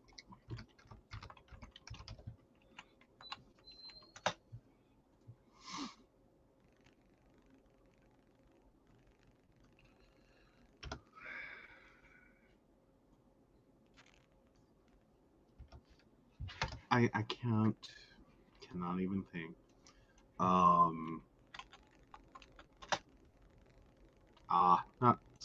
Freud. Feud. Come on, let's get there. Jessica Lange. Like, she is also 72. Wow. I know. Like, it's very impressive. Like, they're like, these are women who are still finding great success. Thank you, Brenda. Like, I eventually got there. Thank you. I probably should have looked down. But no, these are women still finding great success well into their 70s and their 80s. And their 90s. You know, and Kathy Bates, age 73. Who I'm worried about because her health hasn't been good for a while. Well, but she's had a few different health scares. She has. Like, she's fought cancer. She, I believe, has COPD. Like, she needs to be wrapped in salt and bubble wrap. Yeah, ovarian. She's battled ovarian cancer since her diagnosis in 2003. 2012, she was diagnosed with breast cancer and underwent a double mastectomy. In 2014, she announced she had lymphedema in both arms. And became the national spokesperson for lymphedema and chairperson for the Lymphatic Education and Research Network's honorary board. Oh my gosh. Yeah, she's had a lot of problems. Yeah, like she hasn't had an easy career either. Right. Again, phenomenal actress. And someone that is really easy to like lose in. Like, she doesn't always star. When she does, she's phenomenal. But a lot of times she's she's one of the best supporting actresses you could bring in. Well, not only that, but there are a few movies she's done that I think should be required watching if you're going to be living on this planet. Oh yeah. Oh yeah. Dolores Claiborne. Oh yeah. Like, that should be shown in schools. One, because it's a great author, Stephen King. Another one we need to bubble wrap. Well, I was just realizing there's one more actress that I was curious if she has done anything else recently. She, again, talk about a career that has been a struggle. Sybil Shepherd. Yeah, I haven't seen her in anything. Like, again, Love is Love is Love. That was 2020. Before that was Being Rose in 2017. And yeah, she roasted Bruce Willis on Comedy Central's roast. Well, Bruce Willis needs roasted again. Like, he just needs roasted every week. There's so much material there. I know, and I think that kind of goes into Brenda's comment about losing Sidney Poitier. Yeah. But I'm also looking. Oh no, how is Bruce Willis only 66? Like, God. I'm sorry, that's rude, but like, I don't know. He seemed like he hit 50 back in the 90s and is just kind of stayed 50. I'm telling you, he's seen the same voodoo doctor that Cher does. Like, yeah, but apparently didn't pay enough. Like, turned 50 in the 90s. Like, literally, Bruce Willis started looking 50 in the 90s. And then he's kind of continued to look 50 since the 90s. Right. Like, I mean, it's working out for him. Like, he's gotten a good run on that, but it's still one of those moments. Right. But yeah. Sidney O'Connell from U2. Oh yeah. Yeah. David Fisher. Oh, and then we have a lot of actors that are, I don't know, like, I don't know how I feel about them, and whether, like, we've had a lot of actors fall from, like, I guess grace. Like, Mel Gibson's still around, but like, does anyone want to see him in anything? Like, he's gotten kind of scary. But then we have Chuck Norris, who's now 81 and looking good. But Mel Gibson, do I want to see him in anything? I mean, he's gone on some really ugly, like, tangents. Well, I know, but I'm trying to think. Do I want to see him in anything? And he's not doing well for 66. Well, he's not been doing well. Like, ooh. I mean, dear God. Right. Like, John Travolta's doing better. Well, that's because he's still in that cult. I can't wait for the book to come out about him. Oh. And then there's Arnold Schwarzenegger. He's now 74. Right. Starting to look it a little. Right. Poor Sylvester Stallone. Dear God. His 75 is starting to look like he needs a new plastic surgeon. His 75. Like, it looks like they've done work badly. Yeah. Like, he went to Mexico and didn't pay for the principal. Okay? Yeah. And other and more true crime news. Yes. Robert Duras is dead. Who? I'm lost. I will send you the article. Yeah, I'm needing that one. Like, the name's not ringing bells. But yeah. There you go. There we go. Oh, Robert Durst. Yeah. Dead at 78. Oh, yeah. Died at the age of 78 of natural causes. Barely 3 months after he was sentenced in a Los Angeles court to life in prison without the possibility of parole. Check. Right. Yeah, he was already terminally ill. And he was waiting trial in New York for the disappearance of his first wife. Yeah. Excuse me. Yeah, back in 1982, literally the year I was born. So yeah, that's a lot. Yeah. No. I don't think anyone's really upset about that. I mean, it's unfortunate that, justice wasn't served for the disappearance of his wife in 82. Mm-hmm. But then again, I think he already overlived his welcome. Right. And this one is, for the true crime buffs, this one, there's like 4 different cases tied to this dude. He was the one that actually admitted to killing somebody and disassembling their body after a jury found that he found him not guilty. He literally went out as soon as the court was over with and claimed self-defense at the time to the reporters. Mm-hmm. You know, one of the biggest, double jeopardy is sometimes like, Yeah. I mean, it is a beneficial part of our justice system. It is. It is what keeps people from literally getting picked apart in a court of law for the same case, just trying relentlessly right.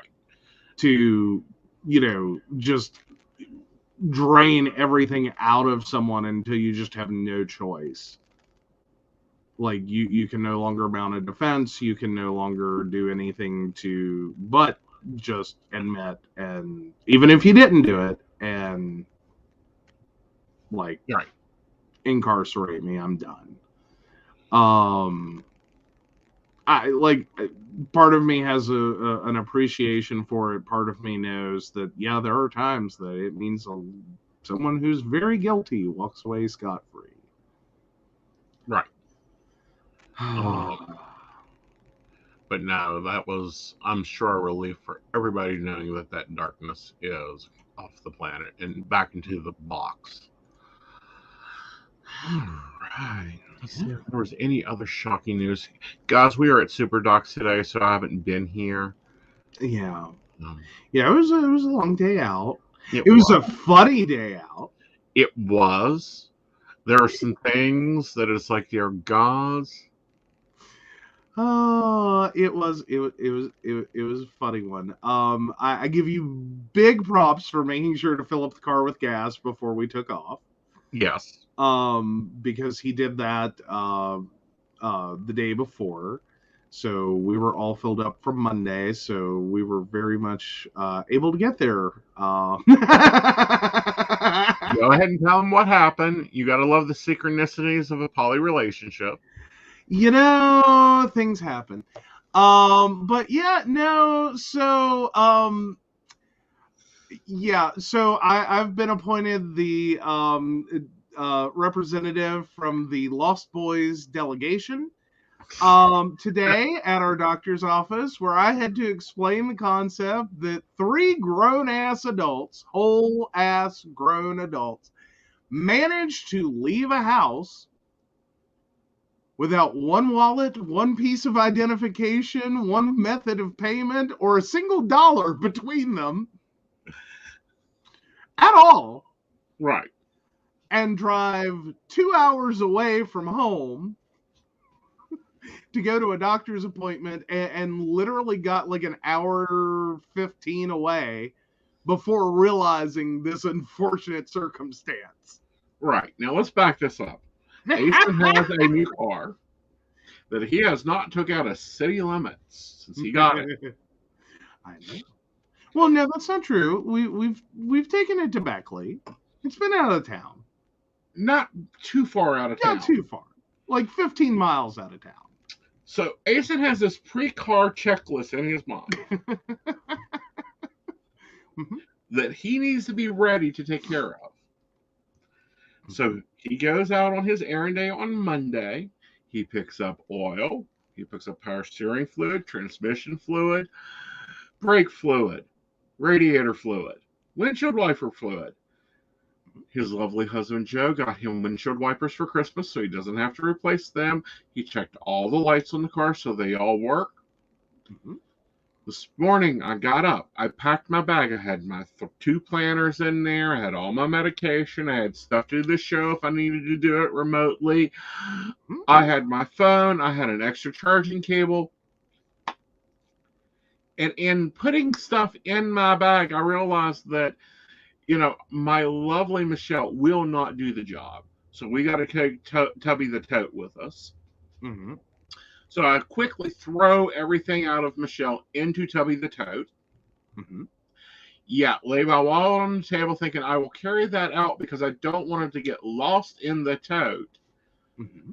And then we had to have the discussion on why Gizmo needed television.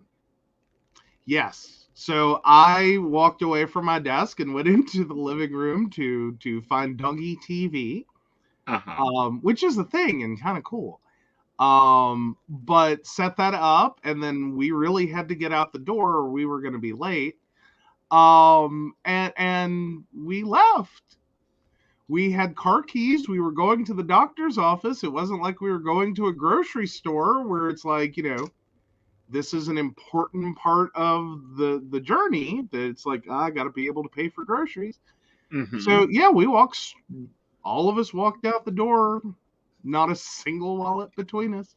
And we're sitting here driving along, making plans for the day. We're going to stop here. We're going to do this. We're going to get food on the way back. We're going to blah, blah, blah, blah, blah. And we made the first stop. Mm-hmm. There's a certain place we like to stop on this journey that use the bathroom, grab some snacks, and he's already got a list of things he wants to look at while we're there because it's a travel plaza. And he's got a list of things that they sell that he wants to take a look at and see should we do this, should we get that, should we. And we pull up and we go to get out of the car and I'm like, so do you have your wallet? And he's like, sure, and grabs the bag and he's like, scrounge.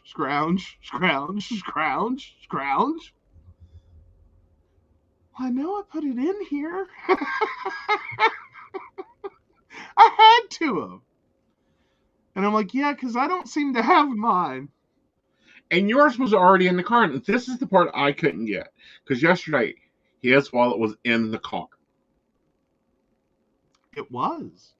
It was sitting there. It was hanging out. We had gone out for something on Sunday. And the new car doesn't have all the lighting, the little ambient lighting package that Princess has, and you were marking on that earlier this evening. It doesn't have all the extra lighting, and sometimes I just can't see stuff is in the car. So I get out without it. And that's what I had done. And so it gets brought into me while I'm sitting at my desk, and I just politely put it over here to the side and meant to grab it when I got up from my desk, but we needed Doggy TV. We did. And that just overwrote grab wallet. Uh-huh. Matter of fact, I hope you saved that playlist because apparently you really enjoyed it because there was nothing tore up when we got home. I know, he was so happy. Yeah, and Vlad looks like he's thoroughly tired, so apparently he's been watching TV all day. Oh, yes. I'm sure they both enjoyed it. It was a lovely walk. Yeah, and Vlad had his murder shows in the backyard, in the back room. Really? Yes, Vlad watches that unsolved mystery stuff. Please, honey, he's been coming in and watching. What is that new show you've been watching? Oh, Stitchers? Yes. Yes. Oh, it's a good one. I can't fault his taste on that one. Well, he likes most of the TV you watch, although some of the other stuff he really doesn't get. What? Well, one, he gets mad because you won't show him TikTok. Point blank. Yeah, he gets a little annoyed with TikTok, especially the ones that and I hate that TikTok, people are doing videos of play this and see what your pet does. Yeah. Our pet doesn't like that. He has a TV junkie. None of them. None of them like that. Right. No. Those are just pure evil. Right. Like, I try to scroll through those as fast as I can, but sometimes you get in one and you don't realize what they're doing until they suddenly tell you what they're doing, and it's like, nah, please stop doing that. Yeah, because Vlad's Like, it will not bite you, but knock the phone out of your hand. it's like the videos that sit there and like can't be bothered to like take out the her name for the home automation devices. So that your home automation device doesn't start telling you about the weather and the traffic and trying to order crap. Right. Like, that's a thing. Or like, we try to be really careful with that. Recently, I got really annoyed with the YouTube. Literally, I had a reminder set because I've been moving over to the hymns. Like, that controls my world right now. The Google devices. Yes. And I had a reminder set for a live because they set it during the live. And I'm like, that is not a way to make me happy. Then in the middle of my day, when I watch you on replay at 3 a.m, for you to set him to go off. Yeah, that's not... No. That's really... And these are things that I'm just like, no. That, like... I understand it when it happens accidentally or someone's not thinking or you just didn't really think your conversation through. I really hate it when it seems like people are doing it intentionally because they know what it's going to do. Right. Or there's a good likelihood. Right. There's a good likelihood. Yeah. And it's like, no, please don't abuse my device. Yeah. Like, no. But no, I find, with Vlad, who is the TV junkie puppy, like, he met you, and you two started watching movies together, and now his bed has been moved from beside Gizmo to where he can see the TV. Have you not noticed that? Well, actually, no. Like, it's not that I never see him come in or whatever. It's just, he just goes over, lays down, and he's quiet for like 3 hours. Right. Like, he will totally just... He's a great TV companion. He doesn't start asking for a bunch of crap or like whining or barking at the TV or pacing around or anything. He just lays down and watches. Yeah. And now the only thing that he will come do is harass you for snacks. Sometimes, yeah. Sometimes. Like, he's actually not that bad if we're watching TV. Yeah. Like, he's not that bad. Like, he's worse at dinner. Right. Well, that's because he thinks he should have his own plate, and I've already explained to him that he eats dinner. He gets a better dinner than we do because he gets his own dinner. Yes. Yeah. But, he doesn't agree. He thinks he should get Happy Meals and everything else. Yeah, he's like... honestly, I think some restaurants need to in the midst of this and trying to get more customers in, need to find a way to make like a doggy Happy Meal. There is one. He will gladly enjoy either a cheeseburger Happy Meal minus mustard or the chicken nugget Happy Meal. This is not healthy for a pet. Well, it isn't like it's healthy for humans either. Well, it's not healthy for humans either, but I'm just saying there's got to be a better option. Like, you know what I mean? Like, Starbucks have, like, the puppuccinos. Those... Which he does not like. Yeah, but you get what I'm saying, though. Right. Like, if, I think more restaurants, that's probably going to be the new thing is, or potentially even literally a chain of restaurants that only provide dog food. Yeah. As in, you are getting, like, a quick, easy drive-through meal for your pet. That would be a steal. I think that would be pretty flippin' awesome. Like, and the sad part is, it would probably be better than what humans get at fast food. Right. Well, what I'm surprised about is Domino's. Why is there not a Domino's puppy pizza? I think you got to look at sometimes I think if you're already like planning your dog's dinner around your order to Domino's or Little Caesars or whatever, I'm gonna go out on a limb and say you're probably not in the best frame of drug-free mind. Really? Really? I mean, we're an exception to that, but still. Yeah, because what was your suspicion most of our relationship until you moved in? Do what now? Until you moved in. What did you think came off my sandwiches? Well, I thought you didn't like mustard. Right. Yeah. But no, but then there's like the situation of our cat who dearly, and he has this thing where he has to sniff everything. Mm-hmm. Like if you're going to eat it, he has to be like a royal sniffer. It is like how he acts about it. Or we thought until we found out, and it made so much sense. We're pretty sure the cat was raised by stoners in a bathroom. Like we knew part of that story. We learned the rest of the story when we found out that the cat dearly effing loves nacho cheese. And Taco Bell. Like he goes absolutely berserk. Mm-hmm. Like he is thrilled. Like he will fight you for nacho cheese. He will run Vlad off for nacho cheese. Mm-hmm. Vlad prefers his burrito without cheese and mild sauce. But yeah, the cat will. The cat has no health concerns. Like the dog is practically a vegetarian. The dog is a vegetarian. Just no one informed him that dog food isn't vegetarian. Oh, sure. Now you said it out loud. Wait till that blows up in your face. These are things you seriously can get him a basket of lettuce. He'll be happy. I know. It'll be fine. Fine. Brenda, I did not know that. Oh, I will have to add that to our Wendy's order. Mm-hmm. Yes.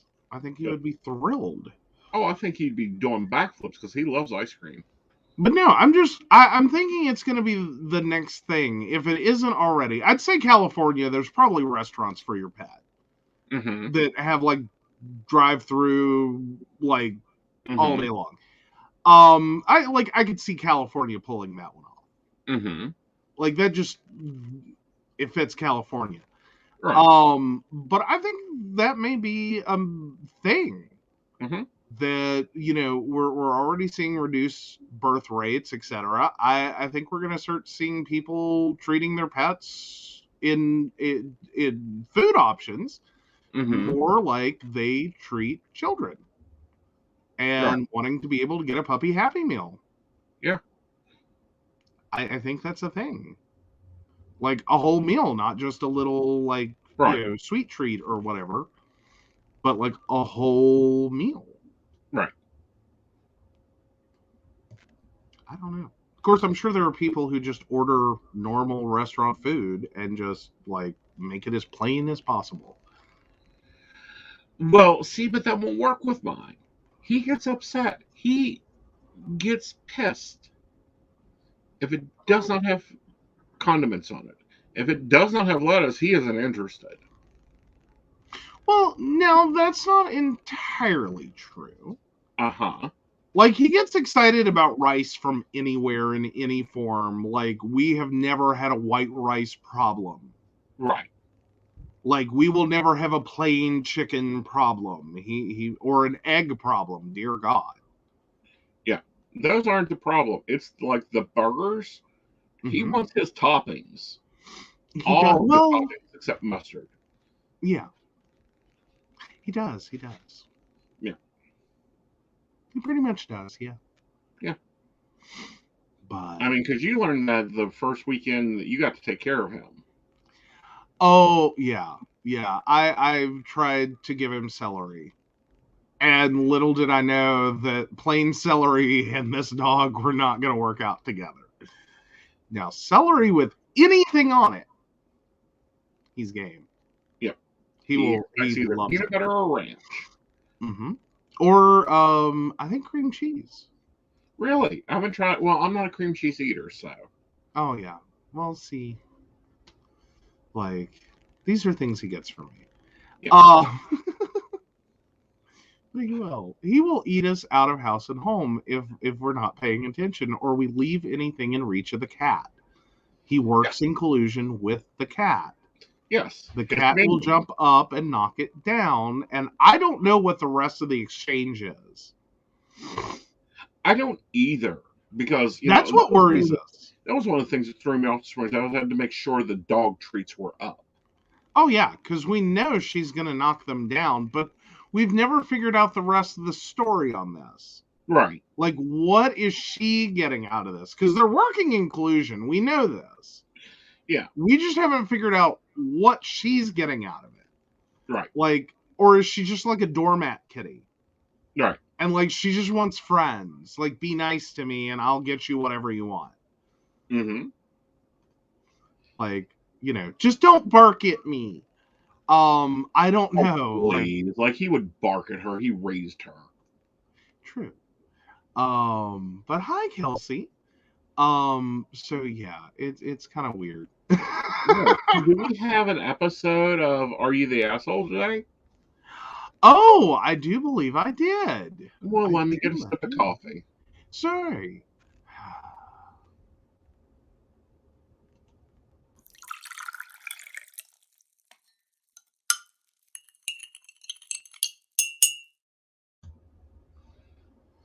Okay.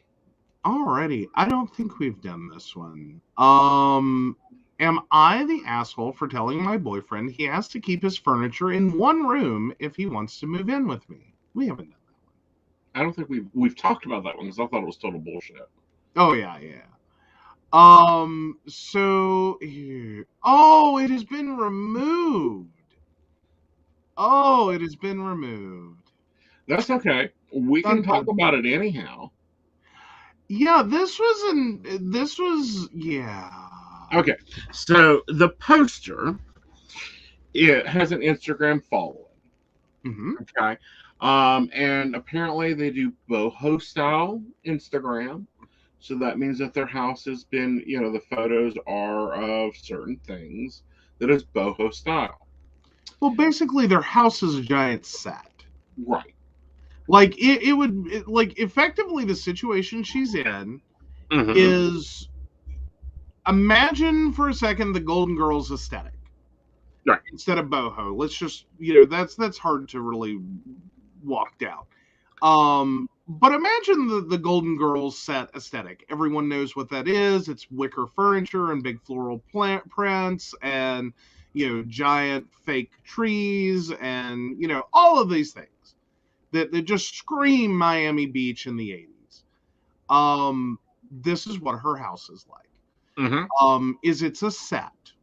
It is a curated collection of things that she owns, and she's built her life online and her business and her YouTube following or her Instagram following around this set. Right. Okay, go from there. Okay.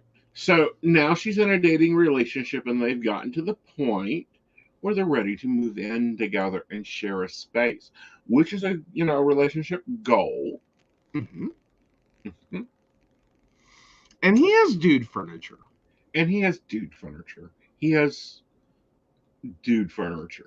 Well, moreover, he wasn't he was not in the same taste scheme. He wasn't buying stuff that matches her scheme. Like, it's every relationship. You go through this. Well, except ours.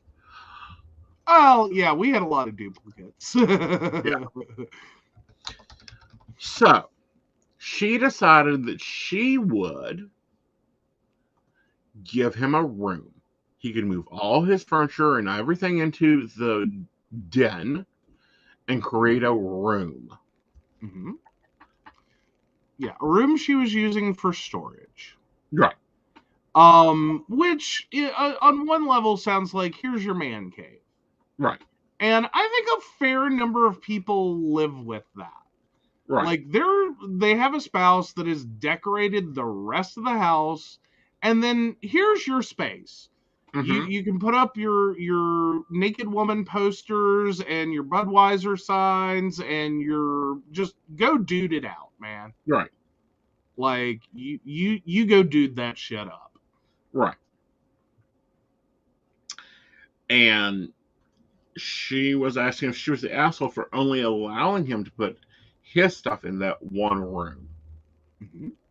Like literally his stuff cannot be incorporated into the rest of this house that is, in her mind, is a set, effectively, is a business property in essence, that cannot have his stuff incorporated because it doesn't match. It doesn't fit. It's not. It's like, imagine that Golden Girls set and plopping down some, like the couch from Married with Children. Similar eras, totally different feel, vibe, concept. Like that couch was grungy, nasty, disgusting, ew. Right. Would not have fit, stuck out like a sore thumb, have nothing to do with the rest of that room. Right. That's sort of where she was feeling like adding his stuff would be. Not that she was like trying to totally trash the stuff he has. Right. As in, it's not like it's all bad stuff. It just doesn't fit. Right. So you go and then I'll go. I think where she screwed up was the idea that she needed to continue living in a space that she's working out of that is effectively at this point a set. I think it's the wrong decision there. To go, here's your one and only room, and we're not really starting a life together. Right. You're getting a back room that is not part of my life, my business, my blah blah blah. This is what you're moving into. You can't leave your stuff anywhere. Right. You can't, or you have to completely, jump into my style of stuff if you're going to get anything. I think that's probably my biggest problem with this, is that she had a much better option, I think. That may have made more sense. It doesn't sound like finances were a huge concern in this. Right. And it may have been a better choice to keep her living situation as a set. Right. Treat it as a business property. Don't live there. Decorate it. Shoot your videos in it. Treat it like an office. Shoot videos in it. Right. To your heart's content. And the two of them live somewhere else. Well, my question is, why can her set not become the back room? Well, it sounds like this was really involved. Like, this wasn't just like her living room. This was like her living room, her bedroom, her office, her dining room, her kitchen, this was a total themed house with like a couple of spaces that just, like, she never got to. She didn't need a second, bedroom to showcase this. Like, whatever. Like, there were a couple of spaces she just didn't use. Right. And that's what he got left with in her version of this idea. I think it's a really shitty situation. Right. Like, I can't argue that one. Like, it's a really shitty situation to literally think that you're going to look at someone that you are on one hand claiming you want to have a relationship with, that you want to move in with, that you want to share your life with, and being like, this is your box, you get to stay in it. Right. I think it was I think it was a poor series of ideas she had about how this was all going to work. Right. For me, I think she's the asshole. I can't argue that. I can't. Because we went through this. Mm-hmm. We went through this. We combined 3 households into one. Effectively, yeah. Because the trailer moved to here. Then the house in Princeton moved to here. Mm-hmm. And it took us a while to figure out what went where, what was a different style. And then there was some rooms I just said we're buying new. Yeah. You know, Well, and some of that was also neither one of us really had anything great. right. Or amazing, or, and it was like, yeah, okay, we can just kind of chunk it and start over. Right. And it makes more sense. It's a better choice. It works better. Yeah. And not only that, but these are, for me as a content creator, these are problems your audience is going to run into. Mm-hmm. I have a very clean, classic style. You have a very modern style. Yeah. Okay. We've been able to merge it. I have my walls and knickknacks and cubes and organization. You have your metal racks and metal shelves and 1950s table that may not be 1950s table. Well, it's more than likely a reproduction mid-century modern piece. But yeah, that's kind of where I'm at, is mid-century modern meets industrial. Right. And I just double checked mine, and I am functional modern. Basically. Yeah. Like, I hate you like your early pieces, like your turn of the 19th or turn of the 20th century into the 19th century-esque pieces. I like my 18th. Like, you like your ornates. Yeah, I like my ornates. Traditional chic. You want your house to feel like comfortable and inviting, but can't ignore the little voices inside screaming, more gold, more silver, more patterns, more drama. Your style is based upon bold aspects to elevate your space. Yeah. Yeah. And I'm over here like a weird fusion of, like, I would love to be in a loft filled with, like, exposed pipe, exposed brick, the whole thing, the old school, like, metal windows, and do totally mid-century modern. I would be thrilled. Right. Like, that's where I'm at. That's what works for me. And I'm totally cool with that, as long as we can get some red velvets in there and some tassels. See, that's where I fall apart. Yeah.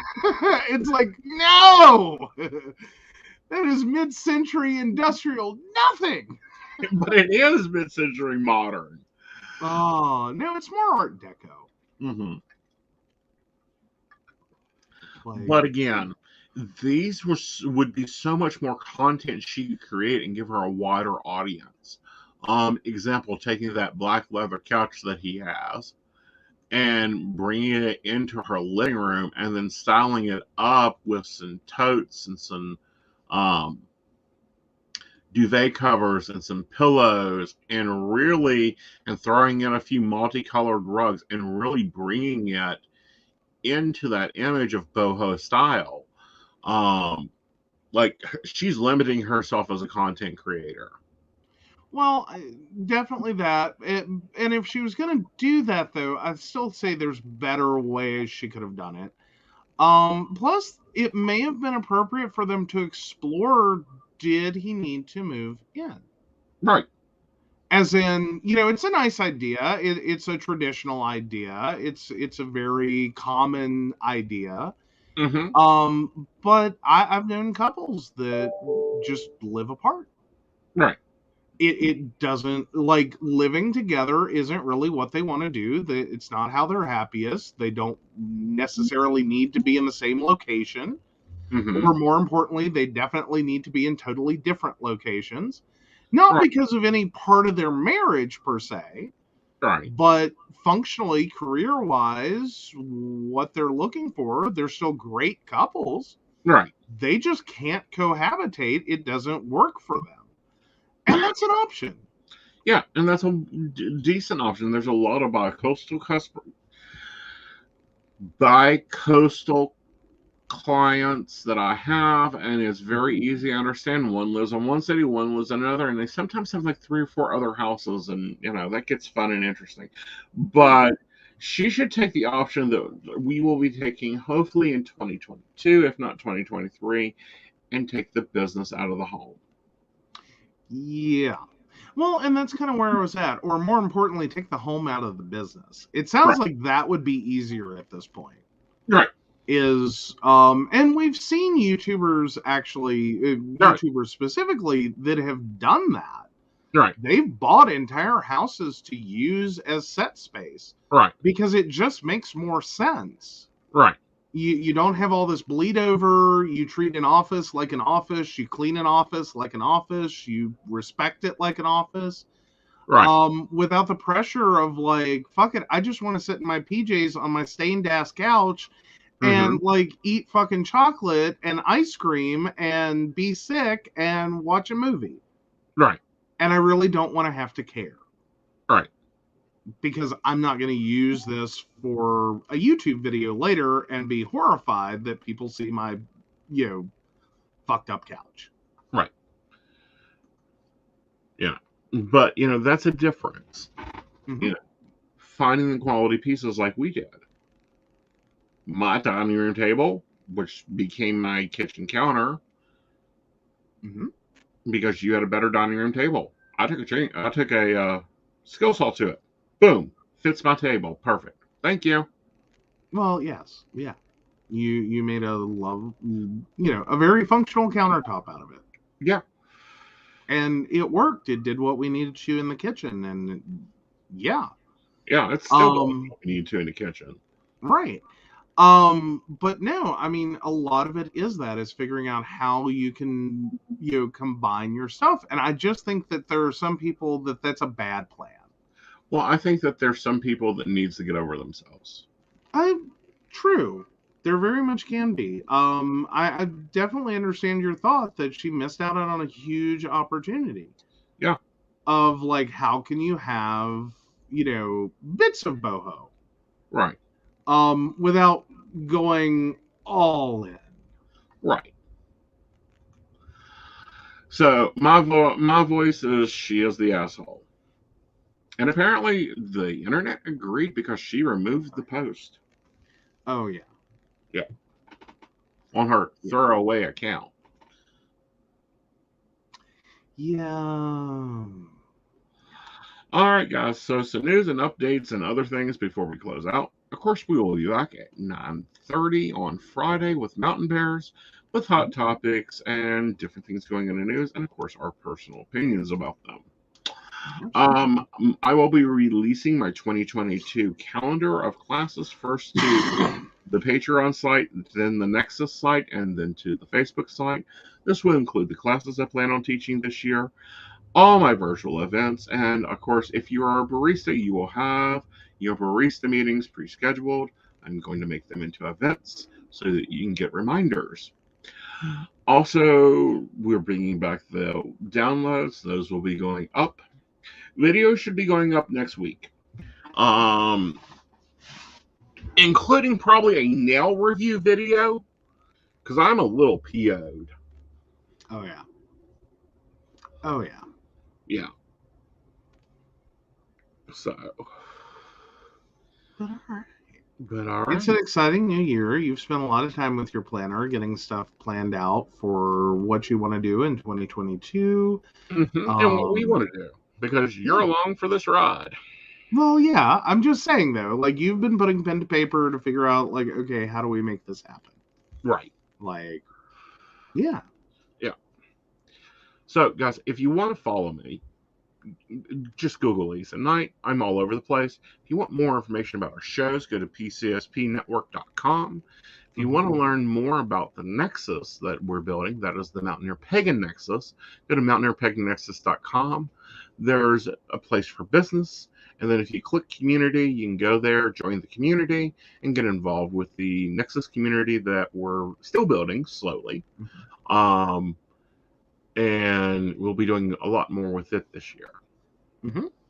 And then you've also got like live streams coming up with like Dottie again, and with Coffee Lady and Tea Gwen. coming up. Lady Gwen is bringing back Divination Night. Like, we got a lot of stuff going out, and we're going to get creative. So, you know, for those wondering, yes, Aeson has been using another planner. Now, 3 for the year, if we count my control journal. There you go. Yeah. Oh my goodness. Well, yeah. So very exciting 2022 rolling right on ahead. Yep. And we do want to thank our Patreon supporters: Beverly Walker, Mika G, Kathy, Mary Winfield, Brenda Bryant, Ashley Guest, Shannon C, Shannon D, the ever wonderful Lady Gwendolyn, and Charles Shaw. So yeah, and if you want to learn more about us, how to become a Patreon sponsor and all that jazz, visit PCSPnetwork.com. Yep. And I'll be available for appointments and all that together. So enjoy yourselves. Take care of yourselves. Wear your mask, wash your hands, and have a wonderful evening. Good night, y'all. Good night. This is a calm before the storm. You know what's coming, so be warned. You can't stop me now. You can't stop me now. Though my feet have come too far for you to come.